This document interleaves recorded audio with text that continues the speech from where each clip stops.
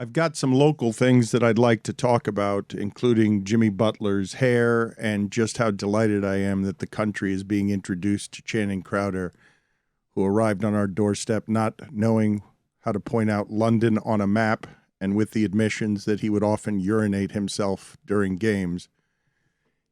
And that dude did it right. Got out before it could ruin his body, trained by like wrestling wild boars. We will get to Channing Crowder in a second. But we had high-level, uncomfortable meetings last night about needing to fire Mike Ryan because I believe that his top 5 MMA nickname list yesterday was egregious, offensive, and something that needs an apology because Rick the Ginger with the intent to injure Pfeiffer. You added a though, man.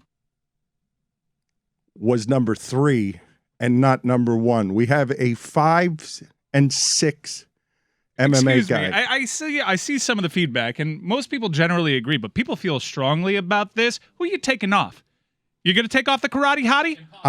You can't take off the karate hottie. I'm putting him number 1. Whoa! I am over saying, karate hottie? Listen to me, and this is, I can't believe that you're stubborn and defiant and frankly insubordinate in the face of what is company-wide agreement that this list with Rick Ginger with the intent to injure again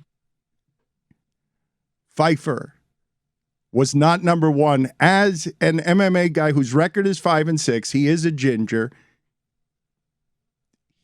His nickname is the rare 8-syllable, 6-word nickname. You do not see a lot of that for 5 and 6 fighters.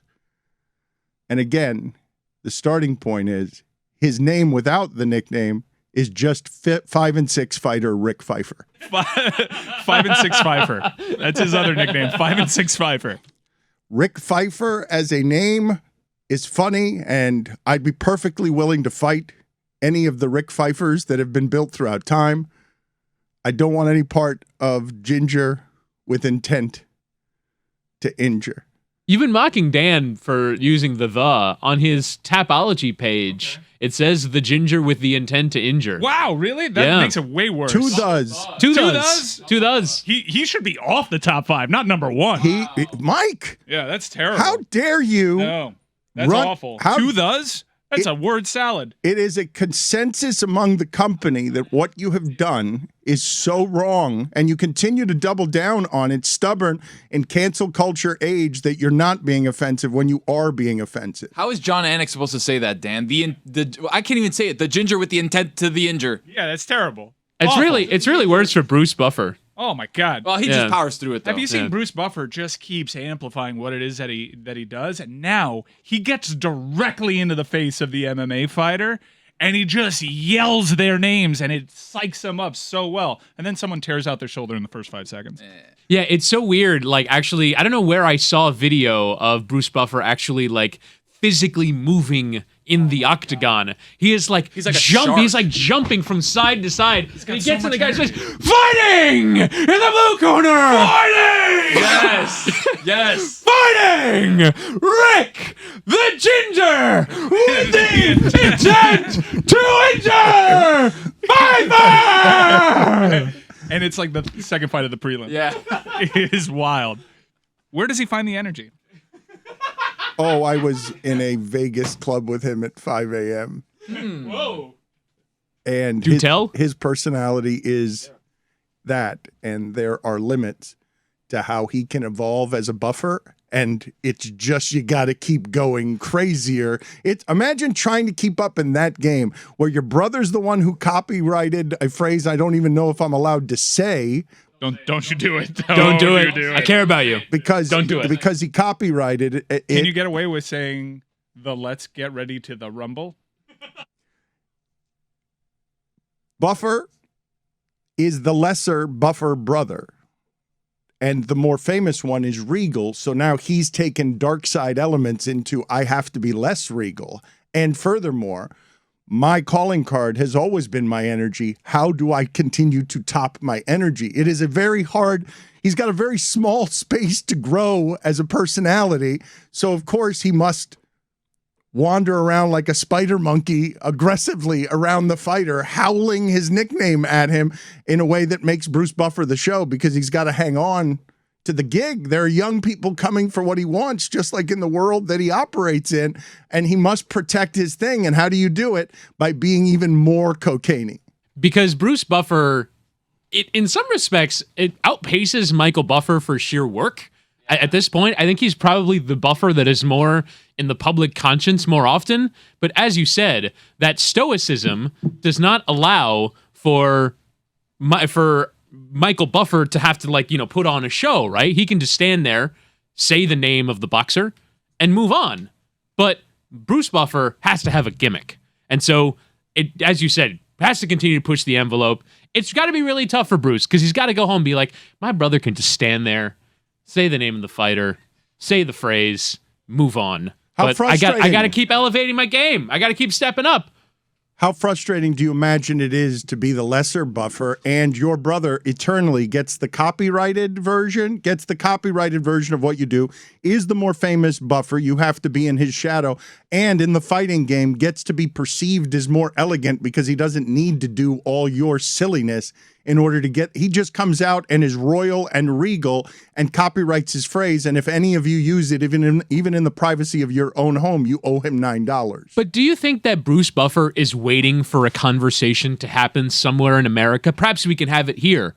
Is he now the more famous Buffer?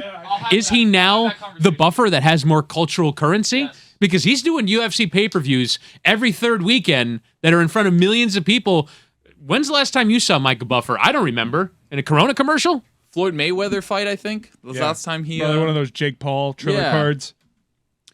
Floyd's not going for Bruce in that situation. When it comes time to the biggest stars in the game, Conor McGregor and Floyd aren't calling the lesser Buffer.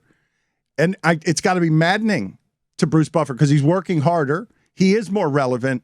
But his brother, I wonder if there's secret resentment inside the household. They both make a great living, but Bruce Buffer has to hustle so much more for his, while his brother just paved the path and gets to be regal guy and gets a commission on it every time anyone says the get ready to the rumble. Do you ever think that Bruce and Michael Buffer sat around like a coffee table having a cup of coffee and going, how do we both do this? Of all the career, there's 3 people in the world that do this on a big level. Are there? Where's the third? Who's the third? I just presume that somewhere in an international promotion, there's probably somewhere in another country where there's a big PA announcer. In America, though. Yeah, in America, yeah. I mean... Jimmy Lennon Jr.? Oh, good shout. Whoever it is a distant third. Ladies and gentlemen. That one. Gary Michael Capetta back in the 80s. We also have WWE PA announcers as well. The Fink. Who could forget? Gary Michael Capetta was my favorite because he'd hit him with the Brian. That's a really good Gary Michael Capetta. It's also not a bad Sagaki. Dan, you're in luck. Hold on. I'm not in luck because you're still here and not fired, and you are just doubling down on this. But Jessica, you missed. Chris Whittingham really got into character and was pointing out to us with a bunch of jitters and jerks how Bruce Buffer has had to elevate his broadcasting game in a very small window that allows him to evolve very little aggressively. And if you don't mind, Whittingham, I know that you're not a circus monkey, but I think Jessica would enjoy. But the Sueys are coming up, and we need a good imitation here for the Sueys. And I don't know if this is going to qualify, and I don't know that we ever have had a Suey category have a nominee that we're trying to aspire to nomination while doing it. It always happens organically. Yeah, trying to push for a nomination is a bad look. No one has done it. Woody. But some would say it's embarrassing. I'm being asked to do this. I did one already. I feel like that was good enough. No, it was good enough, and I don't want to. Well, I do want to put you in a bad spot, but I want to pretend like I don't want to put you in a bad spot and rationalize that away in a way that makes me feel better about myself. That's been your MO for 10 years. I was hoping you guys wouldn't notice. It took you 10 years to notice because I've been doing it for 20. No, it took me one conference call when I was in Fort Wayne, Indiana. When you jitter and jerk here, Jessica has to see you trying. This is the pressure that's on you now is the pressure that's on Bruce Buffer because you already did it once. You did it well. Now you have a very small window of improvement and are self-conscious, but this is where Bruce Buffer must live. How do I evolve? How do I keep up? How do I stay in the game? How do I fight off this Jimmy Lennon Jr. who keeps coming for my space here as the second most famous fighting announcer? And so you have a very small window here to be Bruce Buffer. But just to set it up for Jessica, what Whittingham is aspiring to here is to find the place where Bruce Buffer can be maximum Bruce Buffer when there's not a lot of room to improve over the last 10 years he's been doing this. And his only means of improvement seems to be to get more and more aggressive when no one's there for him. And he is juicing everyone up. That's not disputable, right? He is great at this, and he gets the fighters juiced up, the crowd juiced up. He does this very well because he lets it all fly. He traditionally doesn't have this great ring announcer voice compared to his brother, which a lot of people do. His brother's got the golden pipes, but he makes up for it in energy. I will say that he's probably learned how to be litigious from his brother, so tread lightly here when imitating him. The grit is what he has. His brother's regal, makes it look effortless, just slides out there, fluid. He doesn't have those same gifts, but he's a grinder. He's a hustler. I introduced to you limited fake Bruce Buffer. It is the time! Fighting in the blue corner, Anthony, the Cuban pilot, Coladion! Who's in the red corner? Who's in the other corner? I just want him to blow out his pipes before Inter Miami this weekend. How many soccer games you calling? Give me the red corner. He has the red corner is the ginger with the intent to injure, correct? Oh, yes. Well, Dan, finally you gave me enough time to come up with another top 5 list. And I'm not shifting the first one. I gave a lot of OLIs. A lot of people came at me with Vanderlei Silva should have been on there. OLI. What do you mean you're not shifting the first one? By Nope. company edict, I saw it sent out on memo. We are officially making the ginger with the intent to injure #1 on this top 5 list. Fire me. I'm telling you right now, I am not moving the ginger with the intent to injure above the Dean of Mean Keith Jardine or the Karate Hottie. I stand by my picks. Deal with it. But now, the top 5 worst MMA nicknames of all time. I don't think that we can move off. Jardine and the Karate Hottie are not better than the ginger with the intent to injure. He's the Dean of Mean. The Jardine, not the Dean of the Mean. No, the Dean of Mean is being carried by the Jardine. The Dean of Mean by itself is not standalone. That's the key. The key is he's a ginger with the intent to injure. He's 5 and 6. His name is Rick Pfeiffer, and he's red. He's 5 and 6. He is 5 and 6. It's a miracle he got on the top 5 at 5 and 6. His nickname should be 5 and 6 Pfeiffer. What's this guy's name? Jardine? Jardine. Why sardine. am I craving an Italian beef all of a sudden? Pfeiffer doesn't have to lean on the cheating that Jardine You're does. sitting next to one. Pfeiffer doesn't need the help of the rhyme in the nickname the way Jardine does. The nickname stands. The nickname stands alone. Now I might actually be fired. With cause. What do you mean? You're already actually being fired with cause. Well, then on my way out, the top 5 worst MMA nicknames of all time. We begin with number 5. Joseph, the Hoe Bag, Bochenek. Hoe bag? The Hoe Bag. What is a hoe bag? Joseph, the Hoe Bag, Bochenek. HOE bag? The Hoe Bag. Bag of, okay. As if there were a bag of hoes, but Okay. it's but the Hoe Bag. But it's HOE, not HO apostrophe. H-O. So it's short for whores? Maybe his name, maybe he's Spanish and he goes by Josef. And then that's why they call him the Hoe Bag. The more you know. That's 5? There are Quit being so 4, there are myopic. 4 worse than that? Number 4. I believe I went to high school with this guy. Kooky, the Flying Cockroach Alvarez. Didn't we all in Miami? I know at least 3 Kookies. I know 4 or I 5. lived with that guy. Number 3. Scott, Tickle Fight, Tomits. Don't laugh at his finisher. It's not exactly Rampage as a nickname. It doesn't exactly. I fear Tickle Fight more. I don't like being tickled. Don't even try it. Number 2, Jorge, the Naked Man, Ortiz. And number 1, Luis, Violent Bob Ross Pena. Violent Bob Ross is a great nickname. He had the little afro and everything. Like, that was my guy. And then he lost like 7 straight. Yeah, but he looked just like Violent Bob Ross. It was great. Violent. Loved Violent Bob Ross. I wonder what Am I parts- rehired? No, you're It was still, Hobag? you're in purgatory. You're double fired now. We have to go through a bunch of paperwork in order to find out how to correctly fire you, because these things are not easy anymore. Lawyers. I really wish Tickle Fight fought Vanderlei Silva in the UFC, so you'd have the Axe Murderer versus Tickle Fight. I would like to see Naked Man versus Tickle Fight. I have to be honest. There's a Peacock channel that's 24 hours of Bob Ross. I kind of wanted to see one of those hours actual Bob Ross beat the shit out of somebody.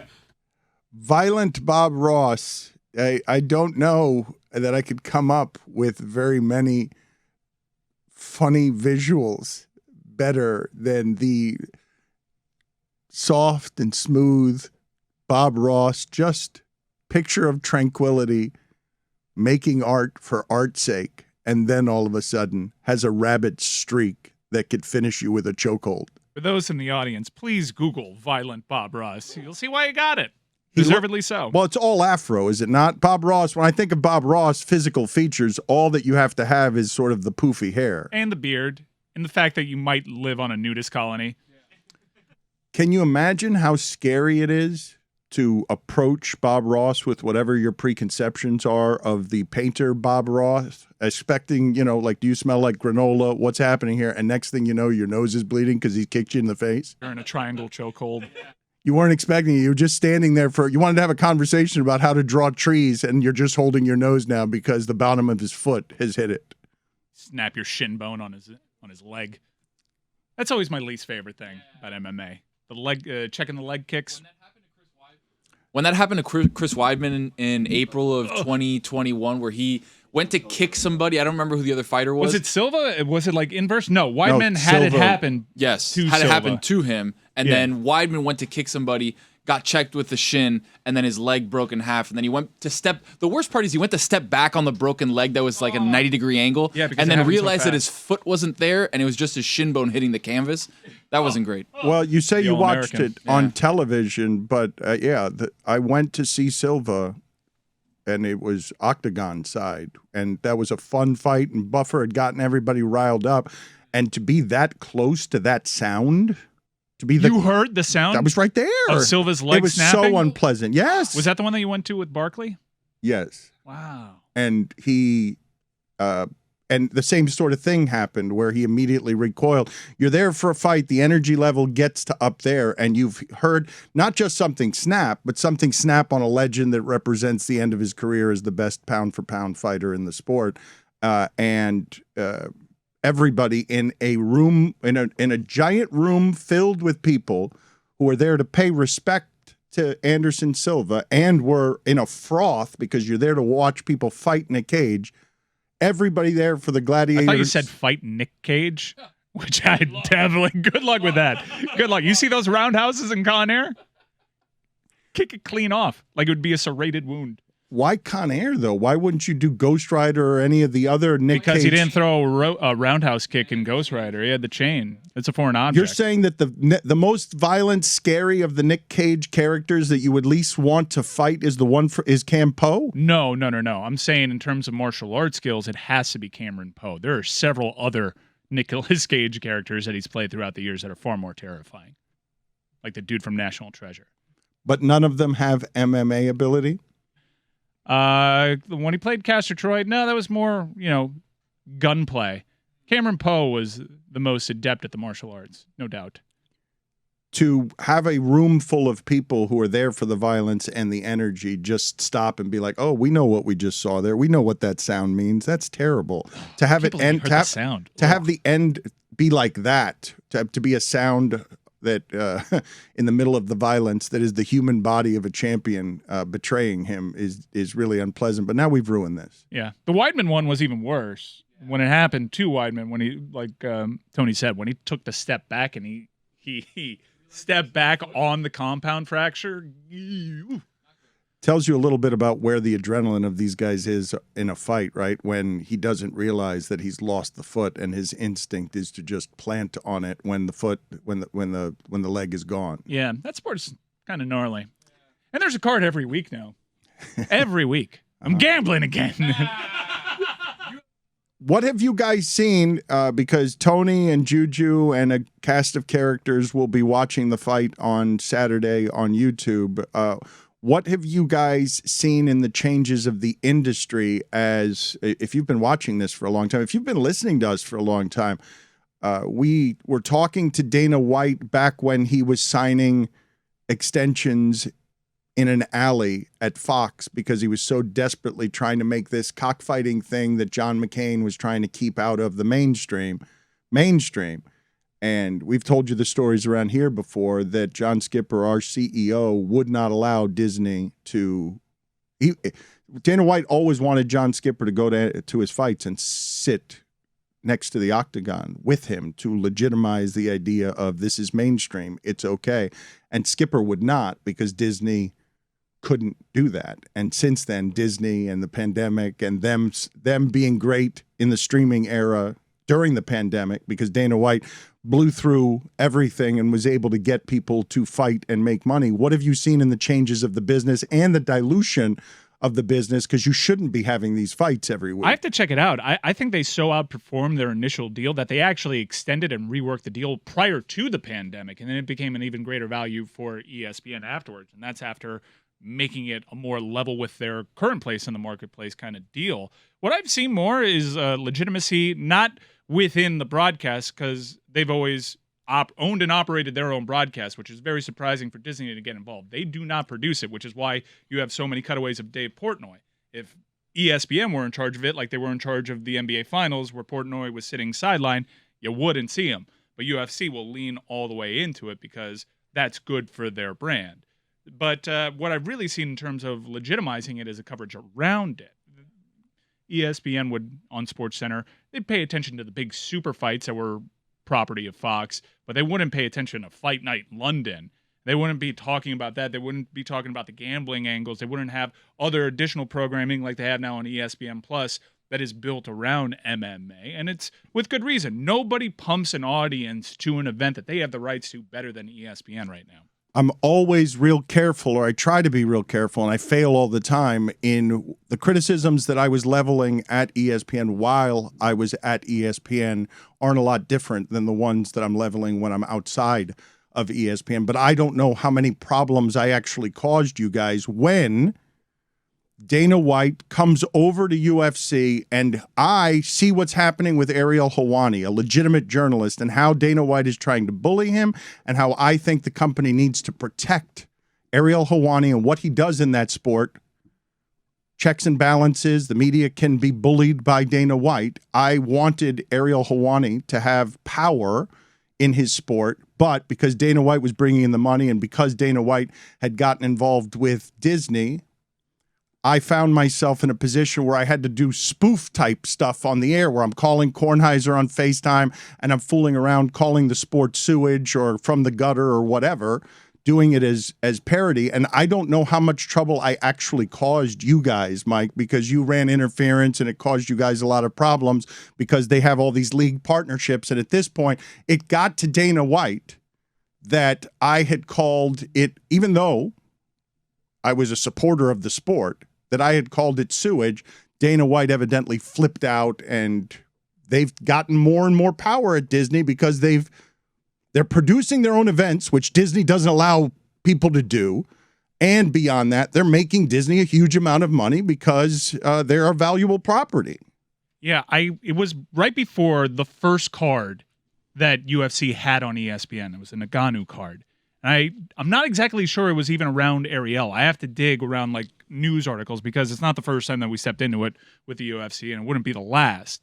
But what was particularly troubling was Maverick Dan knowing what he was doing, going at the UFC on the eve of their big ESPN premiere, when that's supposed to be a kumbaya time and we're supposed to drive people to the event. That's when you decided to be particularly outspoken about the dynamic, which obviously, if UFC is onboarding as a league partner, as a league partner, that's not how you launch a partnership with one of your tentpole talents kind of taking you out. I would argue that there are many ways to promote an event, and it doesn't just have to be infomercials. Like, you're allowed to bring attention to an event by causing some sparks around it without being a bad partner. But this is one of the many things that runs into conflict when you're in business partnerships with these people. If my job's to entertain, my job's to be at a microphone, my job is to tell the truth, I can be a partner with you and tell the truth and bring promotion to something that has a dirty underbelly. I don't have to sit out infomercial style just applauding, hooray, there's a partnership. I can create a buzz around that isn't just 100% wearing a cheerleading outfit. So around the time you tweeted at Dana White specifically, the courageous are too disposable when you've gone this corporate. Everyone from the broke to the best, like many of its combatants, this gritty sport rose from nothing as an underdog, but you've come in and now you are what you abhor. You are the establishment now. You went directly at Dana White. It's like, hey, Monday Night Football is about to premiere for the first time in years. Let me go at Roger Goodell. We definitely deserve to hear from corporate. We navigated it. They didn't stop us from doing it. It was just like, hey, make sure that if this goes out there, there's the appropriate pushback. And I thought it was a fair note. You knew what you were doing. Come on. They didn't stop us from doing it then. They stopped us 2 years later. And whether I knew what I was doing or not, my job is to do that. Like, notes from corporate are good, not bad. Your job from John Skipper, as you understood it, was that. The second John Skipper was out, all the sins of your past bubbled up, and we got punished for something that was quite literally a drop in a bucket. Not punished, though, because you hearing about it is not me punished. I mean, would you like to sit in those? Because they're not fun meetings. I was not punished. No, you weren't. I was. Yes, that's part of the tension. No, that's part of my job. But it's funny to hear you say, well, we weren't published. I wasn't punished. I certainly as shit was. That's the reason I'm asking you the question of what happened, because I've never asked you what happened there. Yes. I keep it away from you. Of course you keep it away from me, and that's why I would do it. Look, the dynamic is Dan knows precisely what he's doing on the eve of the UFC event. He wants to be a shit stirrer, and I'll suffer the consequences. That was what the dynamic was. That's what you hired. That's what you hired. That's what you thought they hired. But once John Skipper, the man who hired you, went away, they didn't hire that. They didn't want any part of that. As evidenced by everything that happened afterward. They wanted Bart Scott. As people start cutting cords and more streaming numbers are important to ESPN and other properties, the UFC becomes so much more valuable too because of the eyes and ears that it brings to not only visual but podcast too. And just, I want to say like a month ago, they increased the price of ESPN Plus, also increased the price of pay-per-views for ESPN events and specifically UFC events.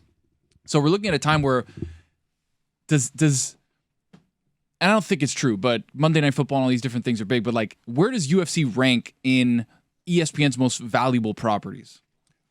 It's only after NFL and NBA, I would say.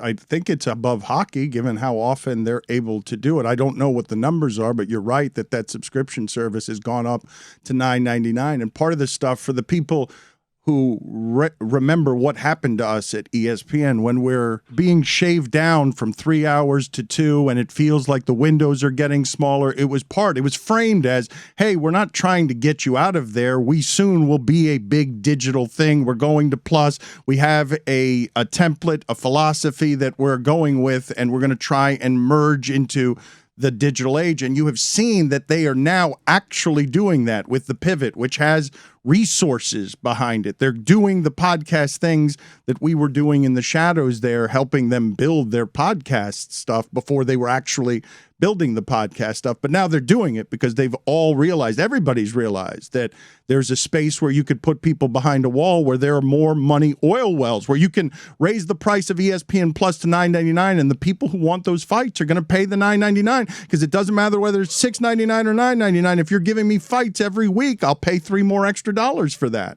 And they used to be $59.99. They used to be $49.99, $39.99, you know, 6, 7, 8 years ago. And all of a sudden, we're getting to $74.99 per pay-per-view, and you have to be signed up to ESPN Plus to get it. I wonder, though, as someone who has had his interest in this sport slightly diluted by all of the dirtiness and experiences around it, I was already talking about at ESPN that Dana White had a star problem, that he didn't have enough stars, that he had his loyal audience that would watch the fights no matter what, but not enough Bones Jones, and he wasn't paying his stars like stars, and he was keeping the labor cheap. And now, as they make the fighters more and more disposable and the fights more and more often, I wonder how many of the diehards like you are saying, you know what, this is a diluted product. You can't do this as often as you're doing it and have it be the same thing that it was when I had to wait 3 months between these fights. The other thing, too, is there's stars now being born, but they're taking their time so much fighting through the ranks. Like Paddy the Baddy Pimblett is somebody who's coming over from London. He's like this incredible new guy, and they're saying, oh, he's got shades of Conor McGregor coming in. He's going to be the biggest thing in UFC.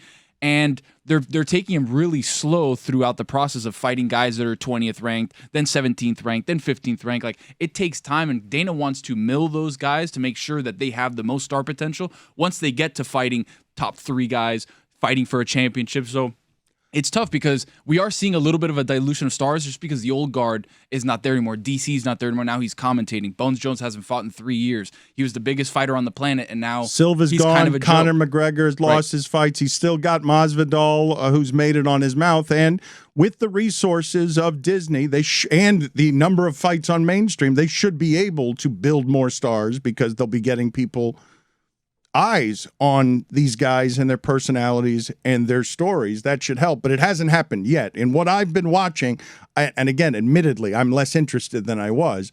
The star problem that he had before is only worse now when you've got a bunch of cards where I don't know a lot of the people because I'm not following the way the diehards follow. But moving on to some of the other things that are happening locally, I know Jimmy Butler's hair was a big topic of conversation yesterday, but Pat Riley was trending because Joe Biden made a trade.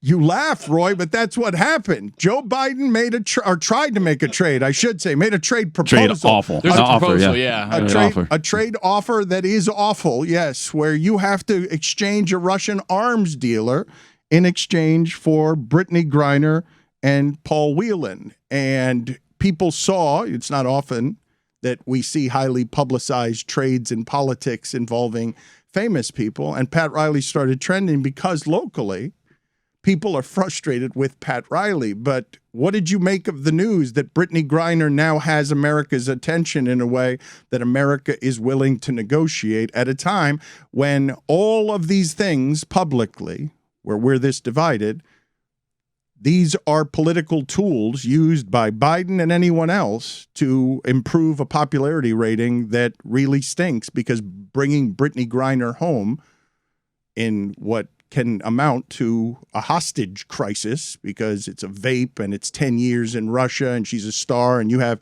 a lot of people showing activism on behalf of Brittany Griner. Joe Biden doing this, how did you receive this news yesterday when you see Joe Biden trying to make a trade? Well, first of all, it's about time. That's the first thing I have to say. And the second thing is, I hate the fact that they are using Brittany as a pawn. That's basically what it is. These charges are trumped up so they can get the most advantage they can out of the United States to get her back home.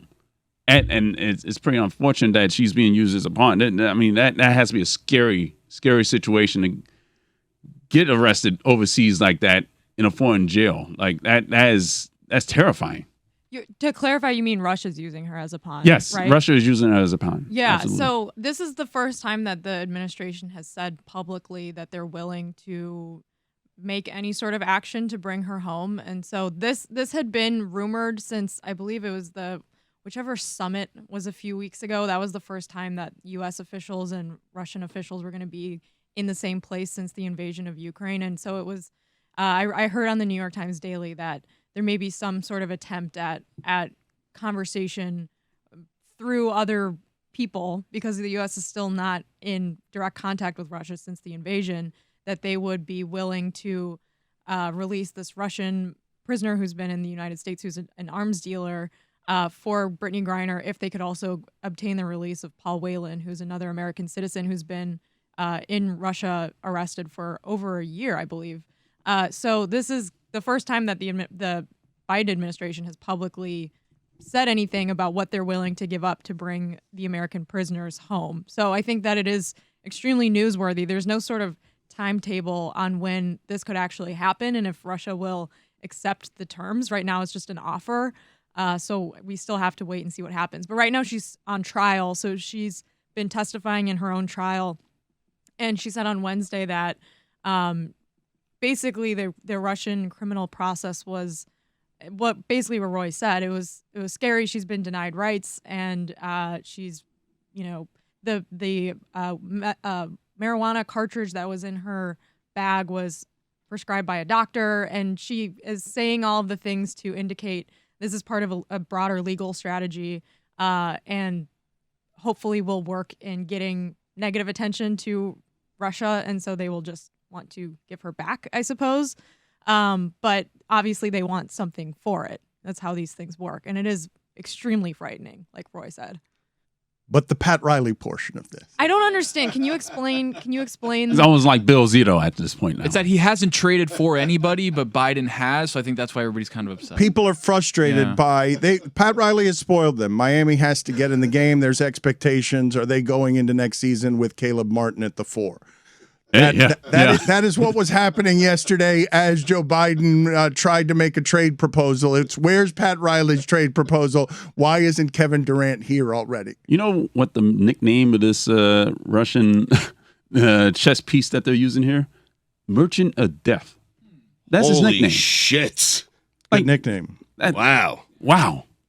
An amazing nickname. Merchant of Death. Does anyone in MMA have the Merchant of Death? We need to get somebody in MMA to get that nickname. I don't know if it's Ginger with the intent to injure good, but say, would it crack the top 5, Dan? If I were to say Rick Merchant of Death Pfeiffer, The crowd would go crazy. They'd blow the roof off the place. I'm betting on him. that guy's not 5 and 6. You can't be a Merchant of Death at 5 and 6. Roy, put it on the poll. Can you be a Merchant of Death with a record of 5 and 6? Rick Pfeiffer. Sports documentaries, Stugotz, are exploding, and they can be niche documentaries, or they can just be Facing Nolan, which is getting very high ratings right now as a documentary, and it's just Facing Nolan Ryan. And I feel like everyone today that comes out of a bullpen is throwing as hard as Nolan Ryan. In the 9th inning. Sorry, boys. In all of the innings, any that come out of the bullpen, you've got guys. Nolan Ryan was throwing 100 when no one was throwing 100. In the 9th. Nolan Ryan was throwing 100 when others were throwing 90. Facing Nolan, Billy, is that something that is going to lure you wanting to watch Nolan Ryan throw inside on people? Because even though there are guys throwing 100 now, there aren't many guys throwing 100 and purposely trying to intimidate you by throwing it under your chin. Chin music. Thank you. Any interest in Facing Nolan, the documentary? I thought you meant like me facing him now. No. You get a hit. No. Alpha Nolan now? How old is he? Is he still with us? Yeah, yes, he's still with us. Yes. You would get a hit off of Nolan now, I think. I don't know. Do you think I would? Let's think about this. How fast do you think Nolan Ryan throws right now? He's got to be 70, He's no? 75. Yeah. What did he top out at? 100-something. Yeah, but that was like that many years ago. How hard do you imagine a 75-year-old Nolan Ryan throws at 75? I would say for just one at bat. Like, so he has to throw maximum 7 to 8 pitches. Unless right? I foul some off. Right. Yeah. I would say he could still throw it low 90s. Come on, man. Oh, come on, Dan. It's on, Nolan Ryan, the Ryan Express. Come on, man. I think Ryan, we got to get him on. I mean, I think Nolan could still bring it at like 92, 93. You gotta be He's kidding. 75. I can't hit. I'll be honest with you. I can't hit 92. No. So if he's hitting 92, I can't hit him. I had a feeling you'd say something ridiculous, but not. And I did. Yeah. Not 90.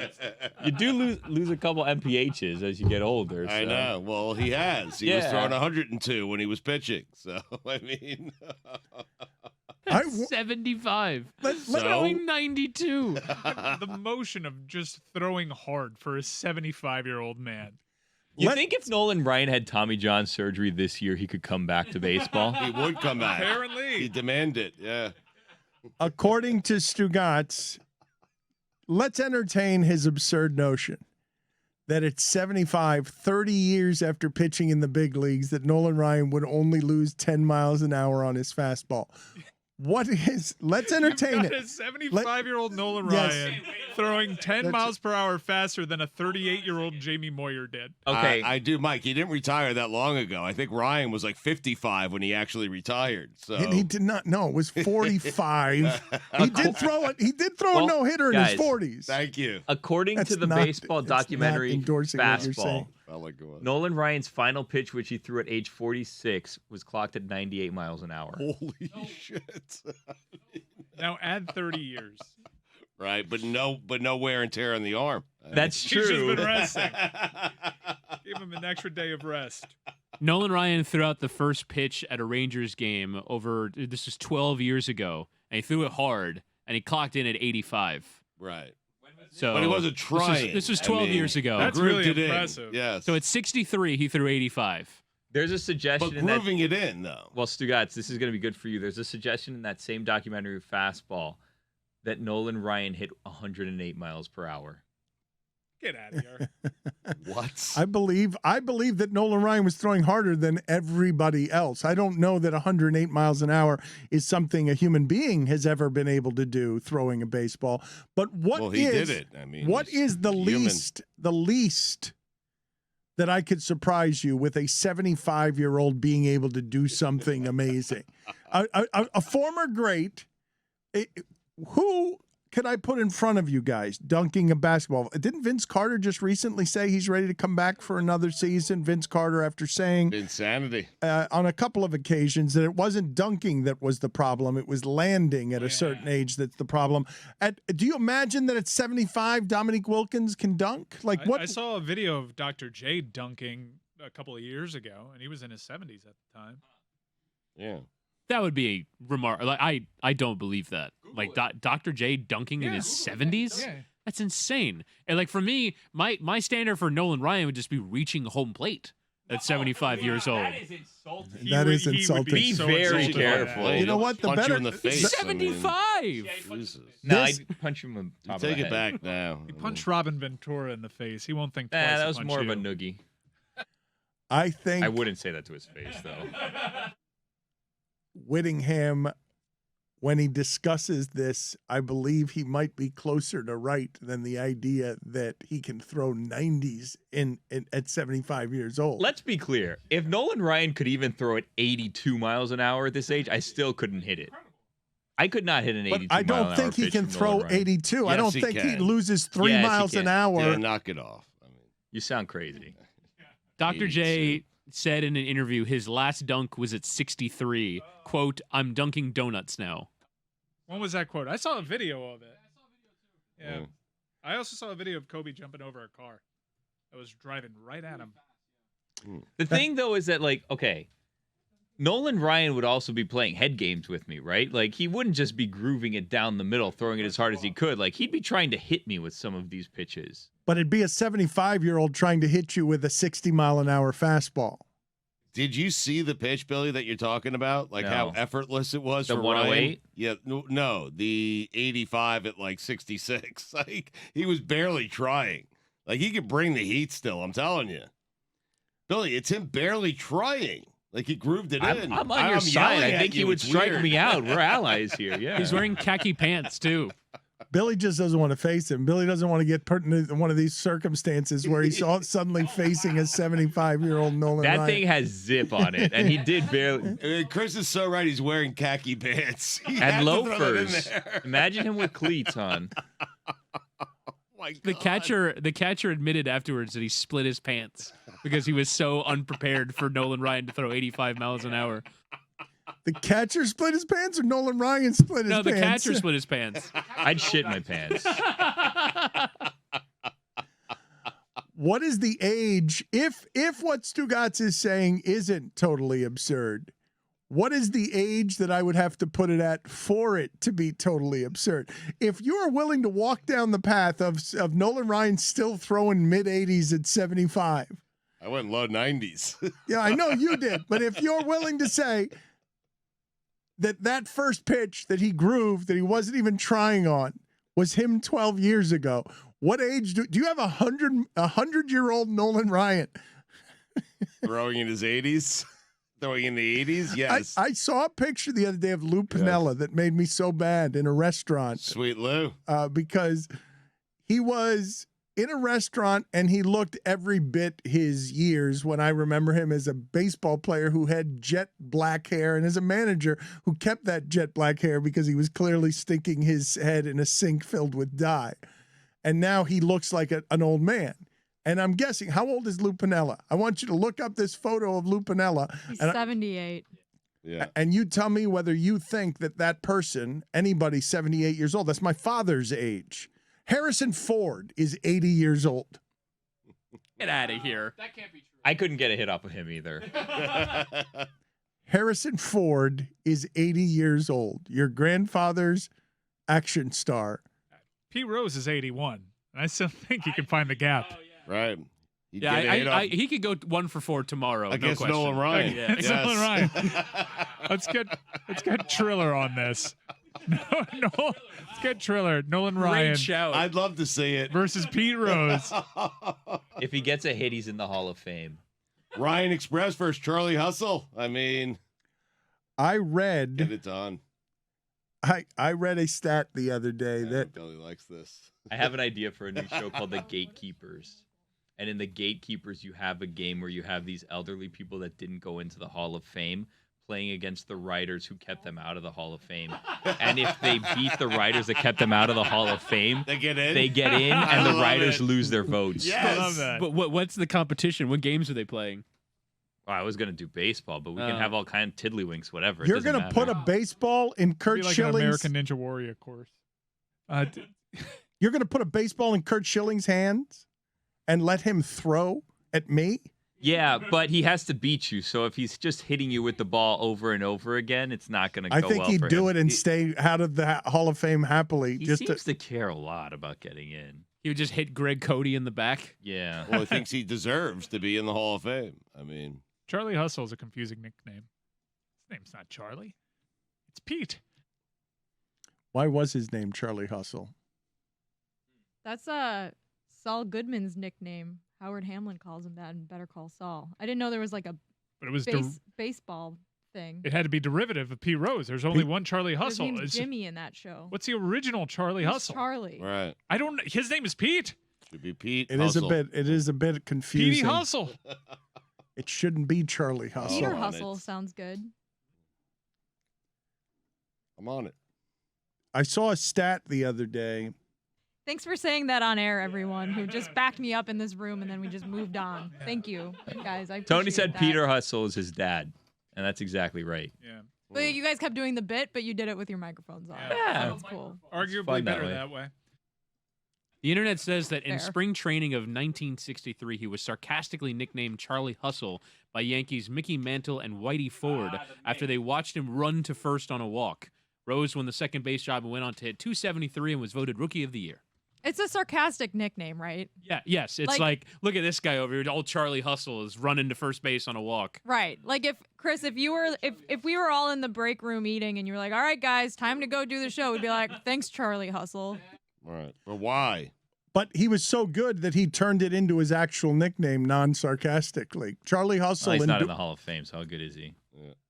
Charlie Hustle is rarely does an insult. You got to really be a Hall of Famer to turn an insult into something that endures in Better Call Saul. And I don't think most people know that that's a sarcastic nickname that he got and he deserved for being the guy who sprints to first base on a walk. Like, knock it off. That's some look at me Louie stuff. Right. That's what it is. It's just, look at this rookie. He thinks he's better than us. He's going to show us up by sprinting to first base. Oh, try hard over there. Congratulations on all your effort, Charlie Hustle. Yeah, it's like Mike's like, doing his job, executive producing the show, and I'm like, great job, Mikey Buttons.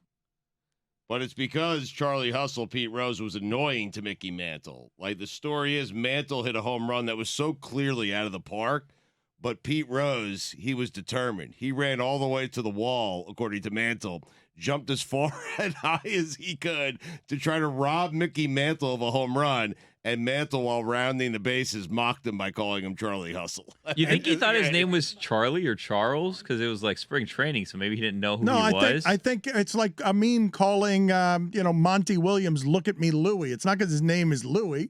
It's just look at me, Louie. I think Charlie Hustle, I think Mickey Mantle was upset because he was just drinking all the time. He's like, look at this guy actually trying.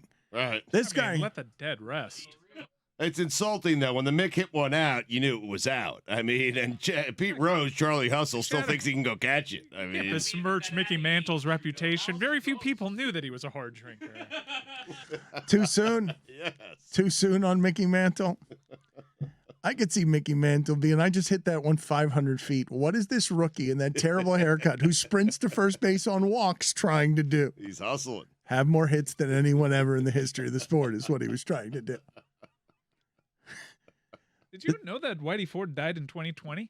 I missed that one. Huh. He was 91. So how fast do you think Whitey Ford, a.k.a. the chairman of the board, how fast do you think he was throwing at 91? Stugotz, I believe this question is being posed toward Whitey you. Ford at 91. Did you know that he died? No. There was a lot going on that week. October 2020. Wasn't that when Trump had COVID?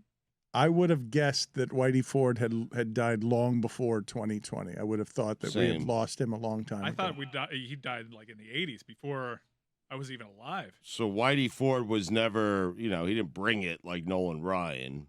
Wasn't a horn. Nobody brought it. No one like, in the history of baseball. Nobody brought it like Nolan Ryan. I would say Whitey Ford. What age, Mike? 91. I would say high 70s. So Jamie Moyer, you've got Whitey Ford at 91. Jamie Moyer's peak. Jamie Moyer's prime. You got them being the same. Yeah. Tell me more about this gatekeepers concept, Billy. Imagine if Nolan Ryan developed a knuckleball at this age. Don't tell me he couldn't pitch in Major League Baseball for another 15 years. His fingers are probably all knuckles right now. It would be an actual knuckleball. I don't know why. I don't know why Jessica has him aging in a way that makes him lose the top half of his fingers. I don't know what kind of aging that is. I mean, I would assume that would be somebody you'd be shorter. I don't know. You'd be taking out of the grave. You'd be pulling out of the grave in order to. Everything shrinks when you age. What's the drug policy on Centrum? So you've got Whitey Ford throwing in his 70s, just throwing up some slop up there. Throwing high 70s. In his 90s. Yes. In the 70s. I'm telling you, Dan, he can throw 50, at least 50 right now. You just reanimate the chairman of the board with like a shock of some sort, put a baseball in his hand, that thing's coming out at 55. The chairman of the board, did that nickname? I thought that was Sinatra. It is Sinatra. It is Sinatra. There's a different board. It's a different board that he chairs. He was also nicknamed Slick. But if you're thinking of nicknames for Whitey Ford, you're thinking Whitey. His name is a nickname. Yeah. What is his actual name? This is a guess. Whitey. I'm going to say Earl. Nope, Edward. Not Charlie. Why would you guess on the original name of Whitey Ford? I wanted to give you a prompt answer. He's definitely throwing a sinker, though, right? Yeah. 6 feet under. High 70s. He topped out in his career at 88.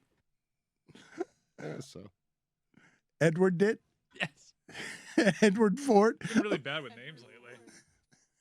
Edward Wait, his middle name Knucklehands. is Charles. Maybe he was the original Charlie Hustle. Maybe he was the Exactly. original. Was he the That's what I was original saying. Uncle Charlie? Where did Uncle Charlie come from? You have an Uncle Charlie? I don't think that's where it came from. Where did Uncle Charlie come from as a nickname for the curveball? My uncle's family's Irish. Really? Yeah.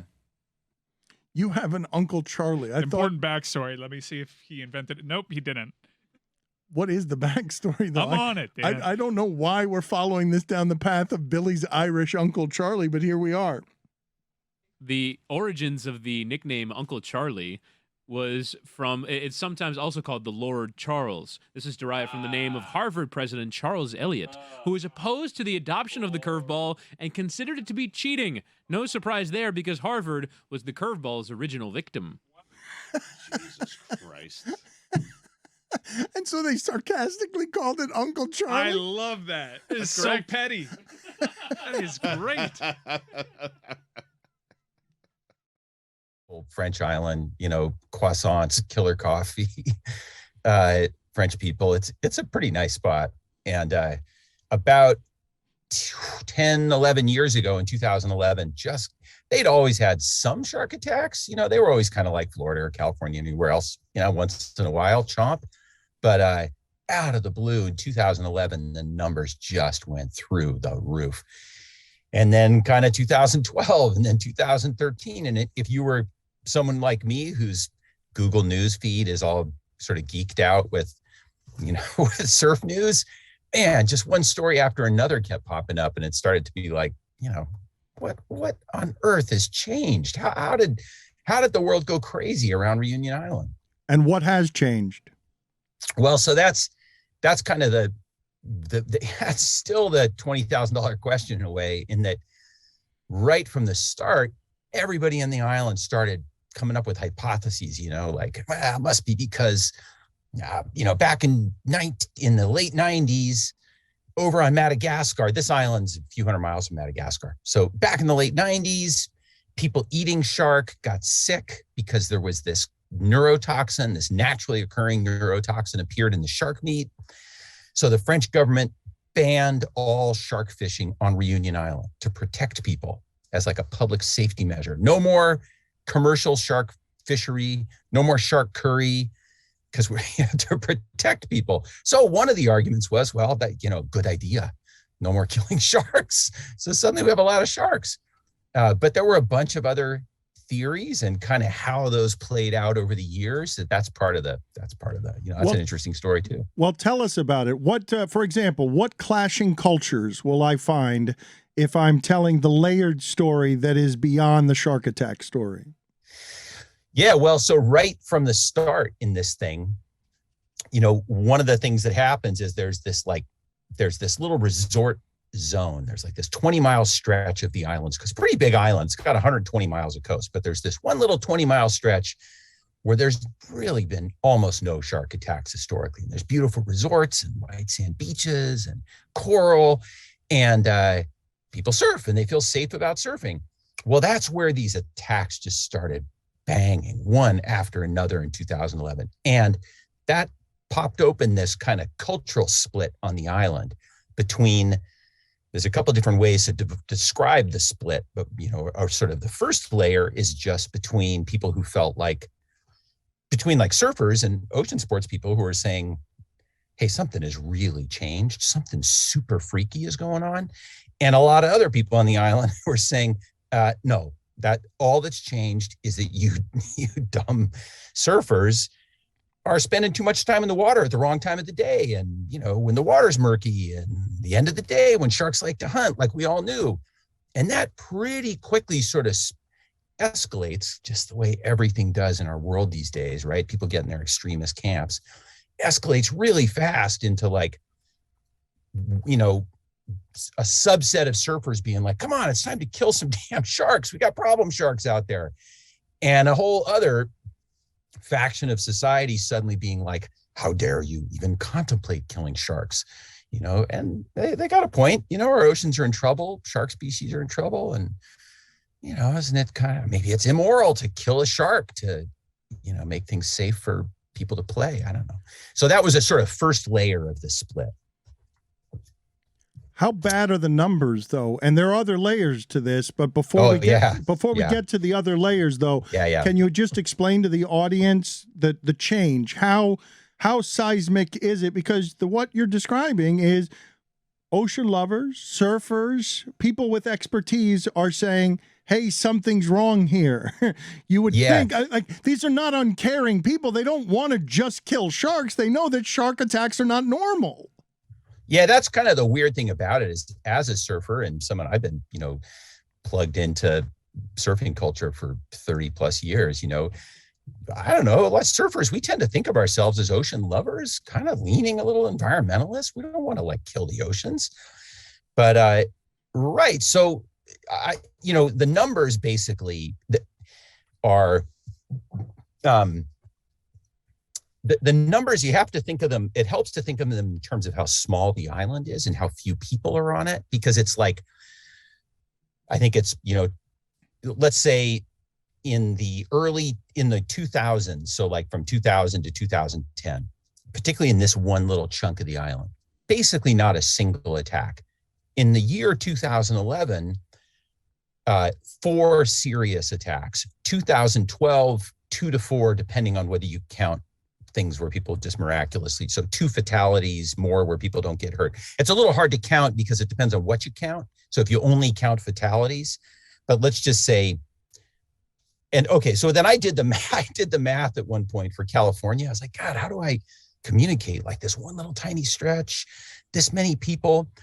And for California, it turned out to be the equivalent of, and in California, we typically get about 1 shark attack every 2 years, like a great white chomps somebody every 2 years.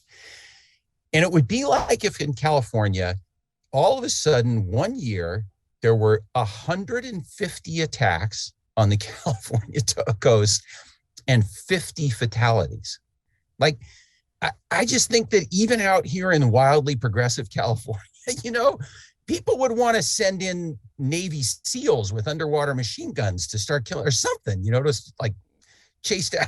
I don't know. I think people would go nuts trying to stop it. So that's the level of explosion in what happened in their lives. Are there other culture clashes that will be explored? And I know the answer to this is yes, but what are the other culture clashes being explored in Réunion? Yeah, so a really big one has to do with colonialism in Réunion. It goes way back, but basically Réunion Island is about the size of the Hawaiian island of Maui, 30 by 40 miles, big volcanic interior, jungle, lots of water. It's a beautiful place for humans. But there were absolutely no indigenous people there when the French settled it in the late 1600s. And then the French they did the usual colonial nightmare, kidnapped, enslaved people out of Madagascar and various parts of Africa and sugar plantations. And then they brought in indentured laborers from India and China. So it's a hyper multicultural kind of colonial scene there. And there's this curious language difference that's super important to get straight for an American brain like my own, which is that the word Creole is really important to them, but Creole on Réunion carries no racial content. It just means you were born there. So everybody who is sort of old time Réunion is Creole. Okay, so now here's the split. There's this other class of people they call Zorés, and Zorés are newcomer French metropolitan people, who moved down kind of starting in the 60s and 70s because the French government was giving them all good jobs. Socialist economy, they're building up infrastructure, new hospitals, schools, public housing, great jobs. All those jobs are going to mainland metropolitan French people.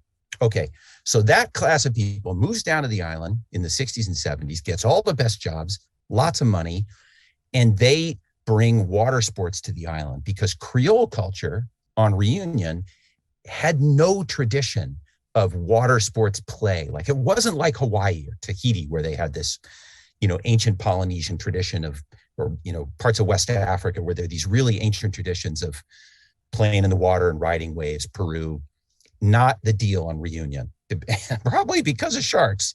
So, okay, so this Zoré culture moves down. Mainland metropolitan, think of it as like a big yuppie invasion. So there's like this big yuppie invasion. They bring surfing. They buy all the best real estate on the beaches. They get all the best jobs. And at the beginning of the crisis, they were the ones getting chomped. So the Zorés were the ones getting bit. And it's really, this stuff is really complicated for an American brain to get straight because it doesn't map that well across our stuff.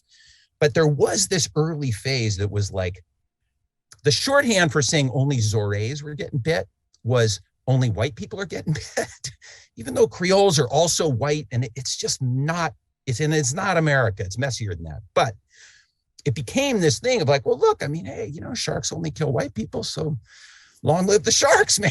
You know, save the sharks. Racist sharks who are fighting against white supremacy. That's what what the story became. Well, what attracted you to this project and beyond that, and this is broad, but what do you find most interesting about doing the reporting necessary to follow this journey?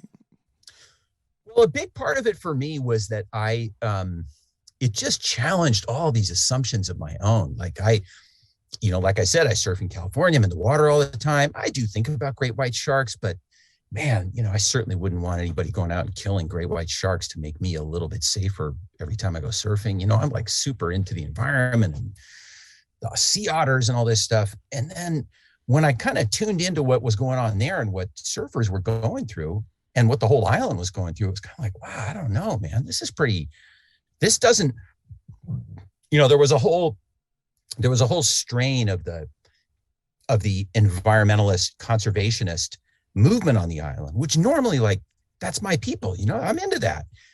But there was this whole strain there that was like kind of seeing it as, hey, sharks are part of the balance of nature. They're part of the ecosystem. We can't just start killing sharks because that'll throw off the whole ecosystem. But there was a kind of a reasonable case to be made that the presence, that all these attacks were a function of an imbalance in the ecosystem, of nature going totally sideways.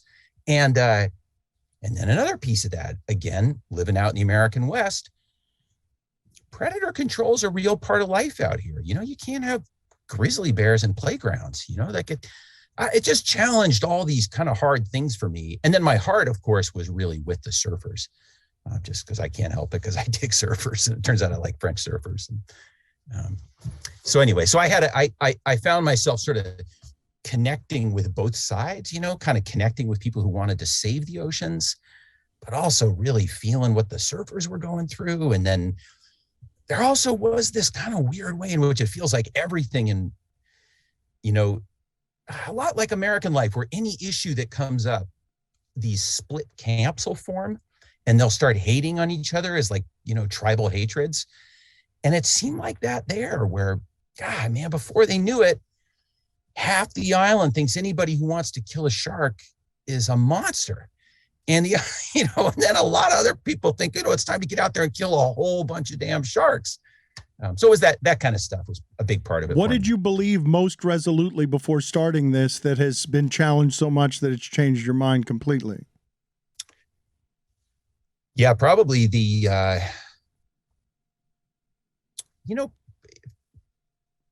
that's a really good question. I think probably just that piece of it that's like a kind of environmentalist or wildlife conservation absolutism that I probably did share, not completely, because I have buddies out here in the West who work in predator control. And so that part of my brain had already started breaking down a little bit. I have a buddy who's a mountain lion hunter for the federal government, and I really respect what he does. But that was kind of the big piece of it, was like, wow, maybe in a way we are starting to break down the global ecosystem to a point where we can't not manage it anymore. Where it's like no longer to a point where we can just say, hey, leave nature alone. It'll be beautiful. It'll do its thing. Man, maybe we have to participate. You believe we're less safe now, right? Because of what we've done to the environment, things are more unpredictable because the environment has gone sideways and now sharks are attacking in places they might not otherwise. Yeah, man, that's a fair way to say it. I mean, most of the time we think of environmental degradation as just animals disappearing, like, there just won't be more animals out there. Well, I don't know. It kind of looks like in Reunion Island, environmental degradation led to an awful lot more of one very particular species of animal, bull sharks. Do you have a best theory? When you say, why is this happening, is your best theory, when you say the question is unknowable right now, is no, we've bleeped the environment so much that the sharks are attacking us. It's not anger, but there is something happening there that is creating shark attacks. Yeah, you can, the best theory goes like this. And so I'll give you the sort of first, a slightly long-winded, but I think it's worth it, a slightly long-winded version. And then the put simply version is going to be an awful lot like what you just said. That's kind of that's the way to boil it down. But the long-winded version is sort of worth it because it's a weird sort of window into how we make a mess of, how we all soil the nest, right? So it goes like this. I said that thing about 1999, the French government bans commercial sale of shark meat, right? Okay, because they want to protect people. Well, maybe that's good for bull sharks. Hard to say, but hard to see how it'd be bad for bull sharks. 2006, also in the interest of preserving the environment, the French government creates marine. Sorry, guys. I know there we go. 2006, the French government then creates this marine wildlife sanctuary on the West Coast. Also, like, I'm into that. I love a marine wildlife sanctuary. That's my kind of place. But I don't know. Okay, maybe a little good for sharks, but all right. Okay. At the same time, we all know, we've all heard death of the oceans, industrial fishing trawlers are out there, raping the seas of vast amounts. That's happening in the Indian Ocean. So maybe something's going on where giant fishing trawlers are emptying out the ocean. And so bull sharks are moving closer to Reunion where nobody will fish them. And there's this marine reserve that's kind of maybe making there a little more food. Well, at the same time, it turns out because we're all into beach lifestyle, the French are building condos on that same coast. And they're getting into surfing and there's surf schools.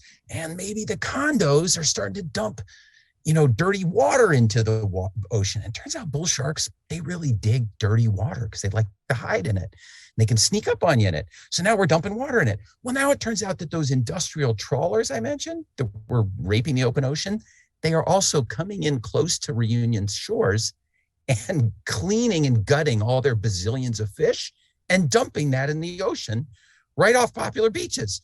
Oh, okay, so now we're chumming. Chumming. And humans are surfing in chum. Yeah. So there's there's kiddie surf schools going on in chum, right? So you put all this together. I mean, there are a few other factors and factoids that are a little less fun to talk about. But yeah, it's kind of like we just soil the nest with really unintended consequences. Do you explore how horrific a shark attack can be? Because this is what people during Shark Week don't actually use it. Well, I shouldn't be generalizing this way. Yes, it can be informational, but it's also salacious. How much are you covering the horrors of a shark attack? I felt like I had to go into it. I mean, partly just because, look, we're all human and it really is fascinating. But also because, it's an important part of the story because, like Florida, for example, shark attack capital of the world in terms of total numbers, right? I think you probably know the number better than I do, but isn't it something like in 2021, there were 28 shark attacks in Florida? Those are almost all bull shark attacks. Not a single fatality in Reunion Island at one. So that's a 0% fatality rate at 28 attacks in 1 year. On Reunion Island at one point, the fatality rate of these attacks was 50%. Half of them were fatal. And the other half, an awful lot of them involved like amputations or multiple amputations. So that it's not just there wasn't just a lot of nibbling going on Reunion. There were like limbs scattering, body parts scattering. And that's not typical in the world. So like when shark conservationists say, hey, that's not really what happens. Sharks they're not hunting us. They're just making a mistake when they nibble us. That's all real. That's like that. They're right. That's legit for 99.9% of the world's shark human encounters. But something weird was going on Reunion where that just kind of wasn't the deal. It's not an angrier shark, but it is a more aggressive shark. It's not a mistake. What you're saying, a bull shark, it's not a harmless attack, but it's rarely fatal. I can say the bull shark is not. Before you explored this story, you would have thought, I am not in danger with a bull shark. It's a great white shark I need to fear. Yeah, man. And I'm just like, I feel so much better about great white sharks. I literally, after going to this island, I came home. I'm at my neighborhood surf spot. A guy gets out of the water, a guy I recognize, and he's in his wetsuit and his surfboard. And he knows me, so he looks at me and I'm pulling on my wetsuit and he says, I just saw a shark. And I'm like, dude, really? In the water? He's going, huh? I said, is that why you get out? Got out of the water? He goes, yeah. And okay, there's a little more back and forth. Some more people confirmed it. They'd just seen a legit big white a great white in the lineup. I looked at it for the water for 10 or 15 minutes. I didn't see a great white. I went surfing. I would never have done that before I went to Reunion Island. So the Reunion experience actually calmed me down about great whites because it just drove home for me the intensity of this difference where a great white, they just really actually aren't attacking us and are hunting us at all. And when they do take a bite, it really is an accident. And if they don't bite us in half, and then we typically just need 200 or 300 stitches, and then we're good. And like there was a triathlon guy out for his open water swim recently in California. This guy got bit by a 20-foot great white. This is a megalodon, right? This is a giant animal. The dude, I mean, he's a mess, but he lived, and he didn't lose any body parts. That only is possible if the shark is not actually trying to eat him, because that's a shark that can bite like an elephant seal in half without trying, right?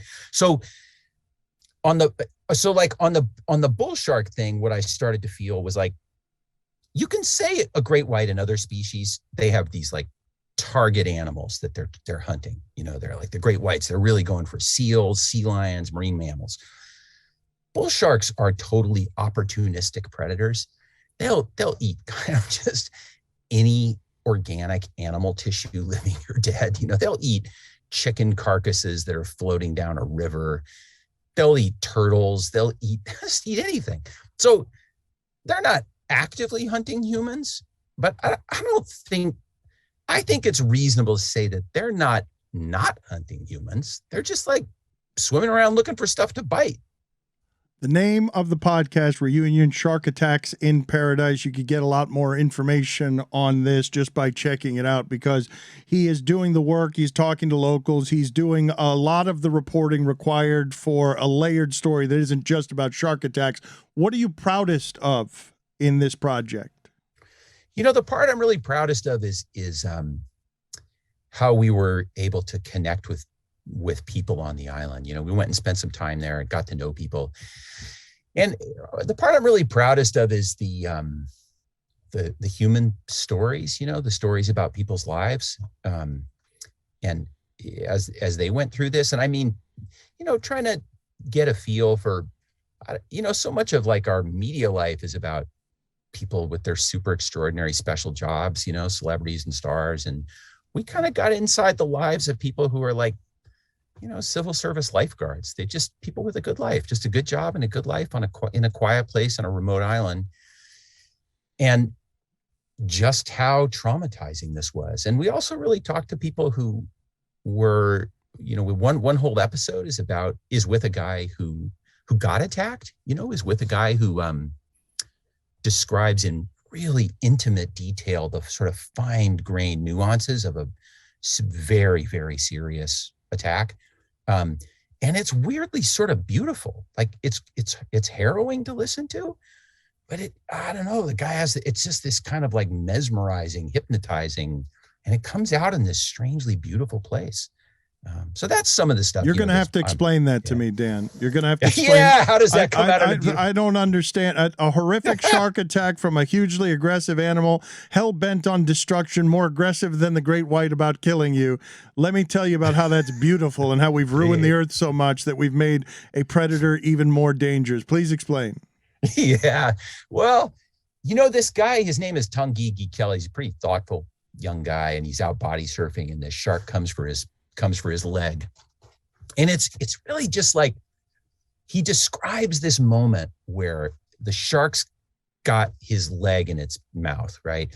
And he's fighting with it, because everybody who goes through this describes this kind of radical survival instinct that kicks in, where you just fight and fight and fight. And they'll often say, a couple of different people said this to me, they'll say, I don't even know where this comes from, this will to live, So he's trying to pull open its teeth, and he can't. And he has this moment, and he says it's kind of a young bull shark, and it's not doing anything at first. It's just kind of holding on to his leg. And he's trying to hit it and, do anything he can. And he has this moment, he says, where he realizes where he says he feels like he and the shark simultaneously realize that he can't win. He's not going to get his leg out. He's not going to hurt the shark, and he's not going to get his leg out of its mouth. And that he said he could feel this kind of communication between their brains, and that right at that moment, the shark just did a kind of wiggle and snap, and he felt, his femur pop and break, and the shark, and he says it really didn't hurt at all. That's part of what was interesting about it. He said there was no pain. And then he sees the shark kind of swim down and disappear with his leg.